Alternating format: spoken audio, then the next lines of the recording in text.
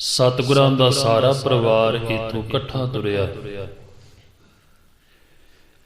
ਚਲਦਿਆਂ ਚਲਦਿਆਂ ਪਰਿਵਾਰ ਕੀਰਤਪੁਰ ਸਾਹਿਬ ਵੱਡਿਆਂ ਸਤਿਗੁਰਾਂ ਦੇ ਧੰਨ ਗੁਰੂ ਹਰਗੋਬਿੰਦ ਪਾਤਸ਼ਾਹ ਜੀ ਦੇ ਪਾਵਨ ਸਥਾਨ ਤੋਂ ਨਮਸਕਾਰ ਕਰਕੇ ਸਤਿਗੁਰੂ ਪਾਤਸ਼ਾਹ ਜੀ ਚਾਲਾ ਮਾਰ ਕਰਕੇ ਸਰਸਾ ਦੀ ਨਦੀ ਦੇ ਉੱਪਰ ਪਹੁੰਚਦੇ ਨੇ। ਇੱਥੇ ਪਹੁੰਚਦਿਆਂ ਤੱਕ ਮਗਰੋਂ ਜੋ ਝੂਠੀਆਂ ਸੌਹਾਂ ਖਾਧੀਆਂ ਗਈਆਂ ਸਨ ਕਿ ਸਤਿਗੁਰੂ ਆਪ ਜੀ ਕਿਲ੍ਹਾ ਖਾਲੀ ਕਰ ਦਿਓ, ਸਾਡੀਆਂ ਫੌਜਾਂ ਆਪ ਜੀ ਦਾ ਪਿੱਛਾ ਨਹੀਂ ਕਰਨਗੀਆਂ, ਕੋਈ ਆਪ ਜੀ ਨੂੰ ਕੁਝ ਨਹੀਂ ਕਹੇਗਾ, ਕਈਆਂ ਹੋਈਆਂ ਸੌਹਾਂ ਨੂੰ ਤੋੜ ਕਰਕੇ ਇਹਨਾਂ ਜ਼ਾਲਮਾਂ ਟਿੱਡੀ ਦਲ ਨੇ ਮਗਰ ਆਣ ਕਰਕੇ ਹਮਲਾ ਕੀਤਾ। ਆਸਾ ਦੀ ਵਾਰ ਦਾ ਅੰਮ੍ਰਿਤ ਵੇਲੇ ਕੀਰਤਨ ਕੀਤਾ ਗਿਆ। ਸਰਸਾ ਨਦੀ ਦੇ ਉੱਪਰ ਇੱਕ ਪਾਸੇ ਕੀਰਤਨ ਚੱਲਦਾ, ਦੂਸਰੇ ਪਾਸੇ ਜੰਗ ਹੋਣਾ ਆਰੰਭ ਹੋਇਆ, ਜਿਸ ਜੰਗ ਦੇ ਅੰਦਰ ਮਹਾਨ ਯੋਧੇ ਭਾਈ ਉਦੈ ਸਿੰਘ ਜੀ, ਵੱਡੇ ਫਰਜ਼ੰਦ ਸਾਹਿਬਜ਼ਾਦਾ ਬਾਬਾ ਅਜੀਤ ਸਿੰਘ ਜੀ ਨੇ ਮਹਾਨ ਜੰਗ ਕੀਤਾ। ਇੱਥੇ ਅਨੇਕਾਂ ਸਿੰਘ ਜਿਹੜੇ ਸਨ ਉਹ ਸ਼ਹੀਦ ਹੋਏ। ਸਤਿਗੁਰੂ ਪਾਤਸ਼ਾਹ ਜੀ ਇਹ ਸਾਰਾ ਨਜ਼ਾਰਾ ਜਿਹੜਾ ਸੀ ਆਪਣੀਆਂ ਇਸ ਪਾਵਨ ਪਵਿੱਤਰ ਨੇਤਰਾਂ ਦੇ ਨਾਲ ਤੱਕ ਰਹੇ ਨੇ। ਪਰ ਯਾਦ ਰੱਖੀਏ ਕਲਗੀਧਰ ਪਾਤਸ਼ਾਹ ਜੀ ਕੀ ਨਹੀਂ ਸਨ ਕਰ ਸਕਦੇ ਇੱਕ ਛਿਨ ਦੇ ਅੰਦਰ, ਪਰ ਸਾਨੂੰ ਇਹ ਸਮਝਾ ਕਰਕੇ ਗਏ ਕਿ ਆਓ ਤੁਹਾਨੂੰ ਸਿਖਾਈਏ ਪ੍ਰਮਾਤਮਾ ਦਾ ਭਾਣਾ ਕਿਸ ਤਰ੍ਹਾਂ ਮੰਨਿਆ ਜਾਂਦਾ ਹੈ। ਜੋ ਸਾਡੀ ਝੋਲੀ ਵਿੱਚ ਸਤਿਗੁਰੂ ਪਾਤਸ਼ਾਹ ਜੀ ਪਾ ਕਰਕੇ ਗਏ, ਸਤਿਗੁਰਾਂ ਨੇ ਆਪਣੇ ਸਰੀਰ ਦੇ ਉੱਪਰ ਪਹਿਲਾਂ ਹੰਡਾਇਆ ਹੈ। ਆ ਦਾਤਾਂ ਆ ਬਖਸ਼ਾਂ ਜਿਹੜੀਆਂ ਸਾਡੀ ਝੋਲੀ ਵਿੱਚ ਪਾਈਆਂ ਨੇ ਨਾ, ਇਹਦੇ ਵਾਸਤੇ ਸਤਿਗੁਰੂ ਪਾਤਸ਼ਾਹ ਜੀ ਨੇ ਸਾਰਾ ਆਪਣਾ ਸਰਬੰਸ ਜਿਹੜਾ ਹੈ ਉਹ ਵਾਰਿਆ। ਤੇ ਸਤਿਗੁਰੂ ਪਾਤਸ਼ਾਹ ਜੀ ਇਸ ਸਾਰੇ ਨਜ਼ਾਰੇ ਨੂੰ ਤੱਕ ਰਹੇ ਨੇ ਤੇ ਕਵੀ ਨੇ ਉਹਨਾਂ ਸਦਰਾਂ ਨੂੰ ਬੜਾ ਸੁੰਦਰ ਲਿਖਿਆ। ਕਵੀ ਲਿਖਦਾ ਕਹਿਣ ਲੱਗਾ, ਜਬ ਦੂਰ ਸੇ ਦਰਿਆ ਕੇ ਕਿਨਾਰੇ ਨਜ਼ਰ ਆਏ, ਡੂਬੇ ਹੋਏ ਸਰਸਾ ਮੇ ਪਿਆਰੇ ਨਜ਼ਰ ਆਏ। ਸਤਿਗੁਰੂ ਪਾਤਸ਼ਾਹ ਜੀ ਦੇਖਦੇ ਨੇ ਕਿ ਅਨੇਕਾਂ ਸਿੰਘ ਜਿਹੜੇ ਸਾਨੂੰ ਸਰਸਾ ਦੀ ਭੇਟ ਚੜ ਰਹੇ ਸੀ। ਜਹ ਦੇਖ ਕਰ ਬਿਖੜੇ ਹੋਏ ਸਾਰੇ ਨਜ਼ਰ ਆਏ, ਬਿਖਰੇ ਹੋਏ ਸਤਿਗੁਰ ਕੇ ਦੁਲਾਰੇ ਨਜ਼ਰ ਆਏ। ਕਲਗੀਧਰ ਪਾਤਸ਼ਾਹ ਜੀ ਨੇ ਤੱਕਿਆ ਕਿ ਸਤਿਗੁਰਾਂ ਦੇ 4 ਸਾਹਿਬਜ਼ਾਦੇ ਸਨ। ਕਹਿਣ ਲੱਗੇ ਸਤਿਗੁਰ ਕੇ ਦੁਲਾਰੇ ਨਜ਼ਰ ਆਏ, ਬਿਖਰੇ ਹੋਏ ਬਿਖੜ ਗਏ, ਦੋ ਕਿਸੇ ਪਾਸੇ ਦੋ ਕਿਸੇ ਪਾਸੇ ਚਲੇ ਗਏ। ਤੇ ਇਸ ਟਾਈਮ ਦੇ ਉੱਪਰ ਕਲਗੀਧਰ ਪਾਤਸ਼ਾਹ ਜੀ ਦੇ ਮਨ ਦੀ ਉਡਾਰੀ ਕੀ ਸੀ? ਕਵੀ ਕਹਿੰਦਾ, ਕਹਤੇ ਤੇ ਇਜਾਜ਼ਤ ਨਹੀਂ ਹੈ ਹਮਕੋ ਰਨ ਕੀ। ਸਤਿਗੁਰੂ ਪਾਤਸ਼ਾਹ ਜੀ ਕਹਿੰਦੇ ਅਕਾਲ ਪੁਰਖ ਦੇ ਵੱਲੋਂ ਸਾਨੂੰ ਹੁਕਮ ਨਹੀਂ ਹੈ ਕਿ ਤੁਸੀਂ ਜੰਗ ਕਰਨਾ ਆ ਜਾਂ ਕੋਈ ਕਰਾਮਾਤ ਦਿਖਾਉਣੀ ਹੈ। ਸਤਿਗੁਰੂ ਪਾਤਸ਼ਾਹ ਜੀ ਕਹਿੰਦੇ ਕਹਤੇ ਥੇ ਇਜਾਜ਼ਤ ਨਹੀਂ ਹੈ ਹਮਕੋ ਰਨ ਕੀ, ਮਿੱਟੀ ਤੱਕ ਉਡਾ ਸਕਦੇ हैं ਦੁਸ਼ਮਣ ਕੇ ਚਮਨ ਕੀ। ਕਲਗੀਧਰ ਪਾਤਸ਼ਾਹ ਜੀ ਕਹਿੰਦੇ ਜੇ ਚਾਹੀਏ ਤੇ ਇੱਕ ਛਿਨ ਦੇ ਅੰਦਰ ਇਹ ਵੈਰੀ ਜਿਹੜੇ ਹਨ ਇਹਨਾਂ ਦੇ ਅਸੀਂ ਚੀਥੜੇ ਉਡਾ ਸਕਦੇ ਹਾਂ, ਪਰ ਨਹੀਂ ਭਾਣਾ ਕਿਸ ਤਰ੍ਹਾਂ ਮੰਨਣਾ ਹੈ। ਖੈਰ ਇੱਥੋਂ ਸਤਿਗੁਰੂ ਜੀ ਚਮਕੌਰ ਦੀ ਗੜੀ ਨੂੰ ਗਏ ਵੱਡੇ ਫਰਜ਼ੰਦਾਂ ਦੇ ਨਾਲ। ਇੱਥੋਂ ਜਦੋਂ ਮਾਤਾ ਗੁਜਰੀ ਜੀ ਵਿਛੜਦੇ ਨੇ, ਅਨੰਦਪੁਰ ਤੋਂ ਤੁਰੇ ਸਨ, ਤਾਂ ਮਾਤਾ ਗੁਜਰੀ ਜੀ ਇੱਕ ਘੋੜੇ ਦੇ ਉੱਪਰ ਸਵਾਰ ਨੇ। ਸਾਰਿਆਂ ਤੋਂ ਛੋਟਾ ਸਾਹਿਬਜ਼ਾਦਾ ਬਾਬਾ ਫਤਿਹ ਸਿੰਘ ਮਾਤਾ ਗੁਜਰ ਕੌਰ ਜੀ ਨੇ ਆਪਣੇ ਅੱਗੇ ਬਿਠਾਇਆ। ਛੋਟਾ ਸਾਹਿਬਜ਼ਾਦਾ ਬਾਬਾ ਜੋਰਾਵਰ ਸਿੰਘ ਮਾਤਾ ਜੀ ਦੇ ਮਗਰ ਅਸਵਾਰ ਸੀ। ਸਰਸਾ ਦੀ ਨਦੀ ਦੇ ਇੱਥੇ ਆਣ ਕਰਕੇ ਪਰਿਵਾਰ 3 ਹਿੱਸਿਆਂ ਵਿੱਚ ਵੰਡਿਆ ਗਿਆ। ਮਾਤਾ ਜੀ ਭਾਈ ਮਣੀ ਸਿੰਘ ਜੀ ਦੇ ਨਾਲ ਦਿੱਲੀ ਵੱਲ ਨੂੰ ਰਵਾਨਾ ਹੋ ਗਏ। ਵੱਡੇ ਸਾਹਿਬਜ਼ਾਦੇ ਸਤਿਗੁਰੂ ਪਾਤਸ਼ਾਹ ਜੀ ਰੋਪੜ ਦੇ ਥਾਣੇ ਹੁੰਦਿਆਂ ਹੋਇਆਂ ਚਮਕੌਰ ਦੀ ਗੜੀ ਪਹੁੰਚ ਜਾਂਦੇ ਨੇ। ਮਾਤਾ ਜੀ ਕੁਝ ਕੋ ਅੱਗੇ ਜਾ ਕਰਕੇ ਸਰਸਾ ਨੂੰ ਪਾਰ ਕਰਦੇ ਨੇ ਤੇ ਇਹ ਪਰਿਵਾਰ ਦੇ ਨਾਲੋਂ ਇੱਥੋਂ ਵੱਖਰੇ ਹੋ ਜਾਂਦੇ ਨੇ।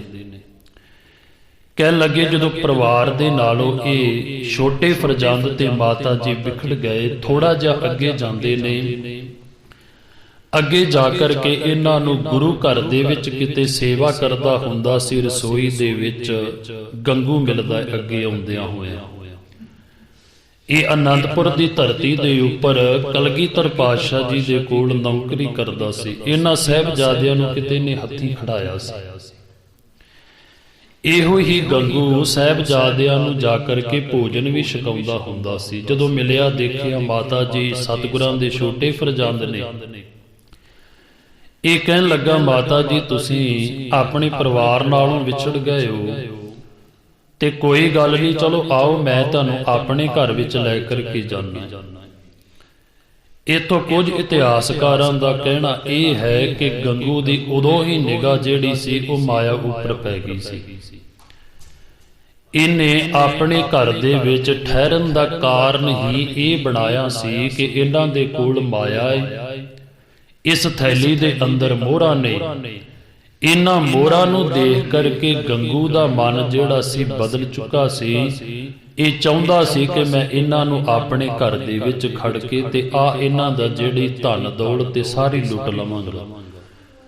ਕਿਉਂਕਿ ਜਦੋਂ ਬੰਦੇ ਦੇ ਮਨ ਦੇ ਅੰਦਰ ਲੋਭ ਆ ਜਾਵੇ ਨਾ, ਤੇ ਲੋਭੀ ਬੰਦਾ ਜਿਹੜਾ ਉਹ ਸੇਵਾ ਨਹੀਂ ਕਰ ਸਕਦਾ। ਗੁਰਬਾਣੀ ਦੇ ਮੁਤਾਬਕ ਸਤਿਗੁਰੂ ਪਾਤਸ਼ਾਹ ਜੀ ਨੇ ਲੋਭ ਨੂੰ ਹਲਕੇ ਕੁੱਤੇ ਦੀ ਨਿਆਈ ਦੱਸਿਆ। ਲੱਭ ਕੁੱਤਾ ਕੂੜ ਚੂੜਾ ਠੱਗ ਖਾਦਾ ਮੁਰਦਾਰ।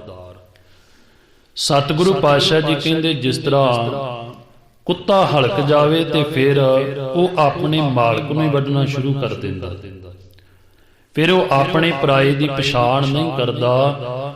ਗੰਗੂ ਇੰਨਾ ਜ਼ਿਆਦਾ ਲਾਲਚ ਦੇ ਅੰਦਰ ਡੁੱਬ ਚੁੱਕਾ ਸੀ ਕਿ ਉਹਨੂੰ ਇਸ ਗੱਲ ਦਾ ਖਿਆਲ ਭੁੱਲ ਗਿਆ ਕਿ ਇਹ ਉਹੀ ਸਾਹਿਬਜ਼ਾਦੇ ਨੇ ਜਿਨ੍ਹਾਂ ਨੂੰ ਕਦੇ ਮੈਂ ਆਪਣੇ ਹੱਥੀਂ ਖੜਾਇਆ। ਇਹ ਉਹੀ ਮਾਤਾ ਹੈ ਜਿਸ ਮਾਤਾ ਕੋਲ ਬੈਠ ਕਰਕੇ ਮੈਂ ਕਿਤੇ ਅਨੇਕਾਂ ਖੁਸ਼ੀਆਂ ਜਿਹੜੀਆਂ ਉਹ ਪ੍ਰਾਪਤ ਕੀਤੀਆਂ ਨੇ। ਪਰ ਨਹੀਂ, ਜਦੋਂ ਮਨ ਦੇ ਅੰਦਰ ਲੋਭ ਆ ਜਾਵੇ ਉਦੋਂ ਬੰਦਾ ਸਾਰਾ ਕੁਝ ਹੀ ਭੁੱਲ ਜਾਂਦਾ ਹੈ। ਕਹਿ ਲੱਗੇ ਇਹਨਾਂ ਨੇ ਮਾਤਾ ਜੀ ਨੂੰ ਆਪਣੇ ਨਾਲ ਲਿਆ, ਹੌਲੀ ਹੌਲੀ ਘੋੜੇ ਨੂੰ ਤੋਰ ਕਰਕੇ ਅੱਗੇ ਤੁਰੇ ਨੇ। ਇੰਨੇ ਚਿਰ ਨੂੰ ਦਿਨ ਚੜ ਚੁੱਕਾ ਸੀ, ਸੂਰਜ ਚੜ੍ਹਿਆ, ਸੂਰਜ ਦੀਆਂ ਕਿਰਨਾਂ ਧਰਤੀ ਤੇ ਪਈਆਂ ਤੇ ਥੋੜਾ ਅੱਗੇ ਜਾ ਕਰਕੇ ਘੋੜਾ ਰੁਕਿਆ ਤੇ ਗੰਗੂ ਕਹਿੰਦਾ ਹੈ, ਮਾਤਾ ਜੀ ਤੁਸੀਂ ਕੁਝ ਘੜੀਆਂ ਇੱਥੇ ਵਿਸ਼ਰਾਮ ਕਰ ਲਓ, ਕੁਝ ਸਮਾਂ ਟਿਕੀਏ ਆਪਾਂ, ਕਿਉਂਕਿ ਇੱਥੋਂ ਮੇਰਾ ਪਿੰਡ ਖੇੜੀ ਕਾਫੀ ਦੂਰੀ ਦੇ ਉੱਪਰ ਹੈ। ਤੁਸੀਂ ਸਵੇਰ ਤੇ ਕੱਲ ਦੇ ਚੱਲੇ ਹੋ, ਚਲਦਿਆਂ ਚਲਦਿਆਂ ਤੁਹਾਡਾ ਸਰੀਰ ਬਜ਼ੁਰਗ ਹੈ, ਤੁਸੀਂ ਥੱਕ ਚੁੱਕੇ ਹੋ, ਛੋਟੇ ਛੋਟੇ ਬੱਚੇ ਨੇ, ਕੁਝ ਸਮਾਂ ਟਿਕ ਜਾਈਏ ਆਪਾਂ। ਕਹਿਣ ਲੱਗੇ ਜਦੋਂ ਮਾਤਾ ਜੀ ਛੋਟੇ ਫਰਜ਼ੰਦ ਘੋੜੇ ਤੋਂ ਥੱਲੇ ਉਤਰੇ ਨਾ, ਥੱਲੇ ਉਤਰ ਕਰਕੇ ਬੈਠ ਗਏ ਤੇ ਦੋਨੋਂ ਫਰਜ਼ੰਦ ਬਾਬਾ ਜੋਰਾਵਰ ਸਿੰਘ ਤੇ ਬਾਬਾ ਫਤਿਹ ਸਿੰਘ ਆਪਸ ਵਿੱਚ ਇਕੱਠੇ ਬੈਠੇ ਨੇ। ਉੱਥੇ ਇਕੱਠੇ ਬੈਠ ਕਰਕੇ ਆਪਸ ਦੇ ਵਿੱਚ ਕੁਝ ਗੱਲਾਂ ਕਰਨੀਆਂ ਸ਼ੁਰੂ ਕੀਤੀਆਂ, ਜਿਨ੍ਹਾਂ ਗੱਲਾਂ ਨੂੰ ਕਵੀ ਨੇ ਕਲਮਬੰਦ ਕੀਤਾ ਤੇ ਬੜੇ ਵਿਰਾਗਮਈ ਉਹ ਗੱਲਾਂ ਸਨ। ਛੋਟਾ ਤੇ ਵੱਡਾ ਦੋਨੋਂ ਆਪਸ ਦੇ ਵਿੱਚ ਗੱਲਾਂ ਕਰਦੇ ਨੇ। ਉਮਰ ਕੋਈ ਬਹੁਤੀ ਵੱਡੀ ਨਹੀਂ, ਇੱਕ ਕੁਝ 7 ਸਾਲ ਤੇ ਕੁਝ ਮਹੀਨੇ, ਤੇ ਬਾਬਾ ਫਤਿਹ ਸਿੰਘ ਦੀ ਉਮਰ ਉਸ ਟਾਈਮ ਦੇ ਉੱਪਰ 5 ਸਾਲ ਤੇ ਕੁਝ ਮਹੀਨਿਆਂ ਦੀ ਸੀ। ਕਹਿਣ ਲੱਗੇ ਆਪਸ ਵਿੱਚ ਬੈਠ ਗਏ ਦੋਨੋਂ ਵੀਰ, ਬੈਠ ਕਰਕੇ ਆਪਸ ਦੇ ਵਿੱਚ ਗੱਲਾਂ ਕਰਦੇ ਨੇ ਤੇ ਕਵੀ ਕਹਿੰਦਾ, ਦਾਦੀ ਸੇ ਬੋਲੇ ਆਪਣੇ ਸਿਪਾਹੀ ਕਿਧਰ ਗਏ। ਆਪਣੀ ਦਾਦੀ ਨੂੰ ਪੁੱਛਦੇ ਨੇ। ਕਹਿ ਲੰਗੇ ਕਿ ਜਦੋਂ ਆਨੰਦਪੁਰ ਤੋਂ ਤੁਰੇ ਸੀ ਆਪਾਂ, ਉਦੋਂ ਗੁਰੂ ਪਿਤਾ ਜੀ ਵੀ ਨਾਲ ਸਨ, ਵੱਡੇ ਆਪਣੇ ਭਰਾ ਵੀ ਨਾਲ ਸੀ, ਕਿੰਨੇ ਸਿੰਘ ਜਿਹੜੇ ਸਤਿਗੁਰਾਂ ਦੇ ਕੋਲ ਰਹਿੰਦੇ ਸਨ ਉਹ ਵੀ ਨਾਲ ਸਨ। ਦਾਦੀ ਸੇ ਬੋਲੇ ਆਪਣੇ ਸਿਪਾਹੀ ਕਿਧਰ ਗਏ, ਦਰਿਆ ਪਰ ਹਮ ਕੋ ਛੋੜ ਕੇ ਰਾਹੀ ਕਿਧਰ ਗਏ। ਸਾਨੂੰ ਸਰਸਾ ਨਦੀ ਦੇ ਉੱਪਰ ਛੱਡ ਕਰਕੇ ਤੇ ਆਪ ਕਿਧਰ ਚਲੇ ਗਏ ਨੇ। ਕਹਿਣ ਲੱਗੇ ਤੜਫਾ ਕੇ ਹਾਏ ਸੁਰਤ ਮਾਹੀ ਕਿਧਰ ਗਏ, ਅੱਬਾ ਬਗਾ ਕੇ ਲਸ਼ਕਰ ਸ਼ਾਹੀ ਕਿਧਰ ਗਏ। ਕਹਿਣ ਲੱਗੇ ਪਿਤਾ ਜੀ ਉਹਨਾਂ ਸਿੰਘਾਂ ਨੂੰ ਨਾਲ ਲੈ ਕਰਕੇ ਕਿਹੜੇ ਪਾਸੇ ਚਲੇ ਗਏ ਨੇ, ਕਿਧਰ ਨੂੰ ਚਲੇ ਗਏ।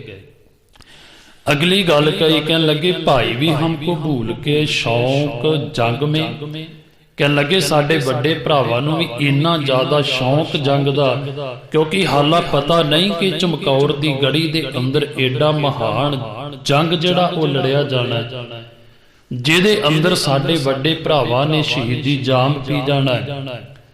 ਪਰ ਵੇਖੋ ਇੱਕ ਸੁਭਾਵਿਕ ਹੀ ਗੱਲ ਕਰਦੇ ਪਏ ਨੇ ਆਪਣੇ ਮੁਖ ਦੇ ਵਿੱਚੋਂ, ਕਹਿਣ ਲੱਗੇ ਭਾਈ ਵੀ ਹਮਕੋ ਭੂਲ ਗਏ ਸ਼ੌਂਕ ਜਗ ਮੇ, ਆਪਣਾ ਖਿਆਲ ਤੱਕ ਨਹੀਂ ਜੌਕ ਤੁਫੰਗ ਮੇ।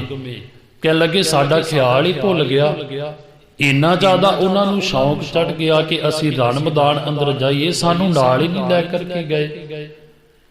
ਕਹਿਣ ਲੱਗੇ ਫਿਰ ਇੰਨੀਆਂ ਗੱਲਾਂ ਕਰਦੇ ਨੇ, ਇੰਨੀਆਂ ਗੱਲਾਂ ਕਰਕੇ ਜਦੋਂ ਅੱਗੇ ਤੁਰ ਪਏ ਨਾ, ਹੌਲੀ ਹੌਲੀ ਚੱਲਦਿਆਂ ਚੱਲਦਿਆਂ ਫਿਰ ਜਿਹੜਾ ਕੁੰਭਾ ਵਾਸਕੀ ਸੀ ਉਹਦੀ ਝੁੱਗੀ ਆਈ ਰਸਤੇ ਦੇ ਅੰਦਰ। ਉਹਨੇ ਦੇਖਿਆ ਕਿ ਸਤਿਗੁਰਾਂ ਦੀ ਮਾਤਾ ਤੇ ਛੋਟੇ ਬੱਚੇ ਗੰਗੂ ਦੇ ਨਾਲ ਜਾ ਰਹੇ ਨੇ। ਉਹਨੇ ਫਿਰ ਕੁਝ ਸਮਾਂ, ਇੱਕ ਰਾਤ, ਕੁਝ ਇਤਿਹਾਸਕਾਰ ਲਿਖਦੇ ਨੇ ਕਿ ਆਪਣੀ ਉਸ ਝੁੱਗੀ ਦੇ ਅੰਦਰ ਜਗ੍ਹਾ ਦਿੱਤੀ ਵਿਸ਼ਰਾਮ ਕਰਨ ਦੇ ਵਾਸਤੇ, ਤੇ ਬੜੀ ਮਹਾਨ ਸੇਵਾ ਕੀਤੀ ਉਸਨੇ। ਸੇਵਾ ਕਰਨ ਤੋਂ ਬਾਅਦ ਜਦੋਂ ਅਗਲਾ ਦਿਨ ਚੜ੍ਹਿਆ, ਅਗਲਾ ਦਿਨ ਚੜ੍ਹਦਿਆਂ ਸਾਰ ਗੰਗੂ ਕਹਿੰਦਾ ਕਿ ਵਜ਼ੀਰ ਖਾਨ ਦੀ ਟੋਲੀ ਇੱਧਰ ਔਰੰਗਜ਼ੇਬ ਦੀਆਂ ਟੋਲੀਆਂ ਵੱਖੋ ਵੱਖ ਰਸਤੇ ਦੇ ਤਾਹੀ ਲੱਭ ਰਹੇ ਸਨ ਕਿ ਛੋਟੇ ਫਰਜ਼ੰਦ ਤੇ ਮਾਤਾ ਗੁਜਰੀ ਜੀ ਜਾਂ ਗੁਰੂ ਸਾਹਿਬ ਜੀ ਬਾਕੀ ਉਹਨਾਂ ਦੇ ਸਿੰਘ ਕਿੱਧਰ ਨੂੰ ਚਲੇ ਗਏ ਨੇ। ਗੰਗੂ ਇੱਥੇ ਕਹਿੰਦਾ ਮਾਤਾ ਜੀ ਆਪਾਂ ਛੇਤੀ ਕਰੀਏ ਤੇ ਮੇਰੇ ਘਰ ਵਿੱਚ ਪਹੁੰਚ ਜਾਈਏ। ਚੱਲਦਿਆਂ ਚੱਲਦਿਆਂ ਆਖਦੇ ਹਨ ਕਿ ਮਾਤਾ ਤੇ ਛੋਟੇ ਫਰਜ਼ੰਦਾਂ ਨੂੰ ਲੈ ਕਰਕੇ ਗੰਗੂ ਪਿੰਡ ਖੇੜੀ ਆਪਣੇ ਘਰ ਦੇ ਵਿੱਚ ਲੈ ਕਰਕੇ ਪਹੁੰਚ ਗਿਆ। ਅੱਜ ਮਾਤਾ ਜੀ ਨੇ ਇੱਥੇ ਜਾ ਕਰਕੇ ਸ਼ਾਮ ਦਾ ਸਮਾਂ ਹੋਇਆ, 100 ਦਾ ਰਹਿਰਾ ਸਾਹਿਬ ਜੀ ਦੀ ਪਾਵਨ ਗੁਰਬਾਣੀ ਦਾ ਜਾਪ ਕੀਤਾ। ਛੋਟੇ ਫਰਜ਼ੰਦ ਆਪਣੇ ਕੋਲ ਬਿਠਾਏ, ਦੋਨਾਂ ਨੇ ਅੱਖਾਂ ਬੰਦ ਕਰਕੇ ਮਾਤਾ ਜੀ ਦੇ ਪਾਸੋਂ ਰਹਿਰਾ ਸਾਹਿਬ ਜੀ ਦੀ ਪਾਵਨ ਗੁਰਬਾਣੀ ਸਰਵਣ ਕੀਤੀ। ਕੀਰਤਨ ਸੋਲੇ ਦੀ ਪਾਵਨ ਗੁਰਬਾਣੀ ਪੜ੍ਹੀ, ਪ੍ਰਸ਼ਾਦਾ ਪਾਣੀ ਛਕ ਕਰਕੇ ਤੇ ਟਿਕ ਗਏ। ਜਦੋਂ ਟਿਕੇ ਤੇ ਮਾਤਾ ਜੀ ਨੇ ਇੱਕ ਨੂੰ ਇੱਕ ਪਾਸੇ ਪਾਇਆ, ਦੂਸਰੇ ਨੂੰ ਦੂਸਰੇ ਪਾਸੇ ਪਾਇਆ। ਮਾਤਾ ਜੀ ਨੇ ਅੱਖਾਂ ਬੰਦ ਕੀਤੀਆਂ ਤੇ ਦੋਨੋਂ ਫਰਜ਼ੰਦ ਜਿਹੜੇ ਸਨ ਫਿਰ ਉੱਠ ਕਰਕੇ ਬੈਠ ਗਏ। ਤੇ ਕਈ ਵਾਰੀ ਆਪਾਂ ਦੇਖਦੇ ਨਾ ਬੱਚੇ ਆਪਸ ਦੇ ਵਿੱਚ ਬੈਠੇ ਹੋਣ ਤੇ ਆਪਸ ਵਿੱਚ ਗੱਲਬਾਤ ਕਰਨ, ਤੇ ਕਈ ਵਾਰੀ ਉਹ ਇਹ ਨਹੀਂ ਦੇਖਦੇ ਕਿ ਸਾਨੂੰ ਸਿਆਣਾ ਲਾਗੇ ਕੋਈ ਸੁਣ ਰਿਹਾ ਹੈ, ਤੇ ਕਈ ਵਾਰੀ ਉਹਨਾਂ ਦੇ ਅੰਦਰ ਦੀ ਕਹੀ ਹੋਈ ਗੱਲ ਜਿਹੜੀ ਹੈ ਨਾ ਸਿਆਣੇ ਬੰਦੇ ਦੇ ਅੰਦਰ ਨੂੰ ਟੁੰਬ ਕਰਕੇ ਰੱਖ ਦਿੰਦੀ ਹੈ। ਕਹਿਣ ਲੱਗੇ ਮਾਤਾ ਜੀ ਟਿਕੇ ਨੇ, ਅੱਖਾਂ ਬੰਦ ਨੇ ਮਾਤਾ ਜੀ ਦੀਆਂ, ਤੇ ਕਹਿਣ ਲੱਗੇ ਦੋਨੋਂ ਫਰਜ਼ੰਦ ਫਿਰ ਉੱਠ ਕਰਕੇ ਬੈਠ ਗਏ ਤੇ ਆਪਸ ਦੇ ਵਿੱਚ ਬੈਠ ਕਰਕੇ ਨਾ ਤੇ ਫਿਰ ਆਪਸ ਵਿੱਚ ਗੱਲਬਾਤ ਕਰਦੇ ਨੇ, ਜਿਸ ਗੱਲਬਾਤ ਨੂੰ ਕਵੀ ਨੇ ਫਿਰ ਆਪਣੀਆਂ ਸਦਰਾਂ ਦੇ ਅੰਦਰ ਲਿਖਿਆ।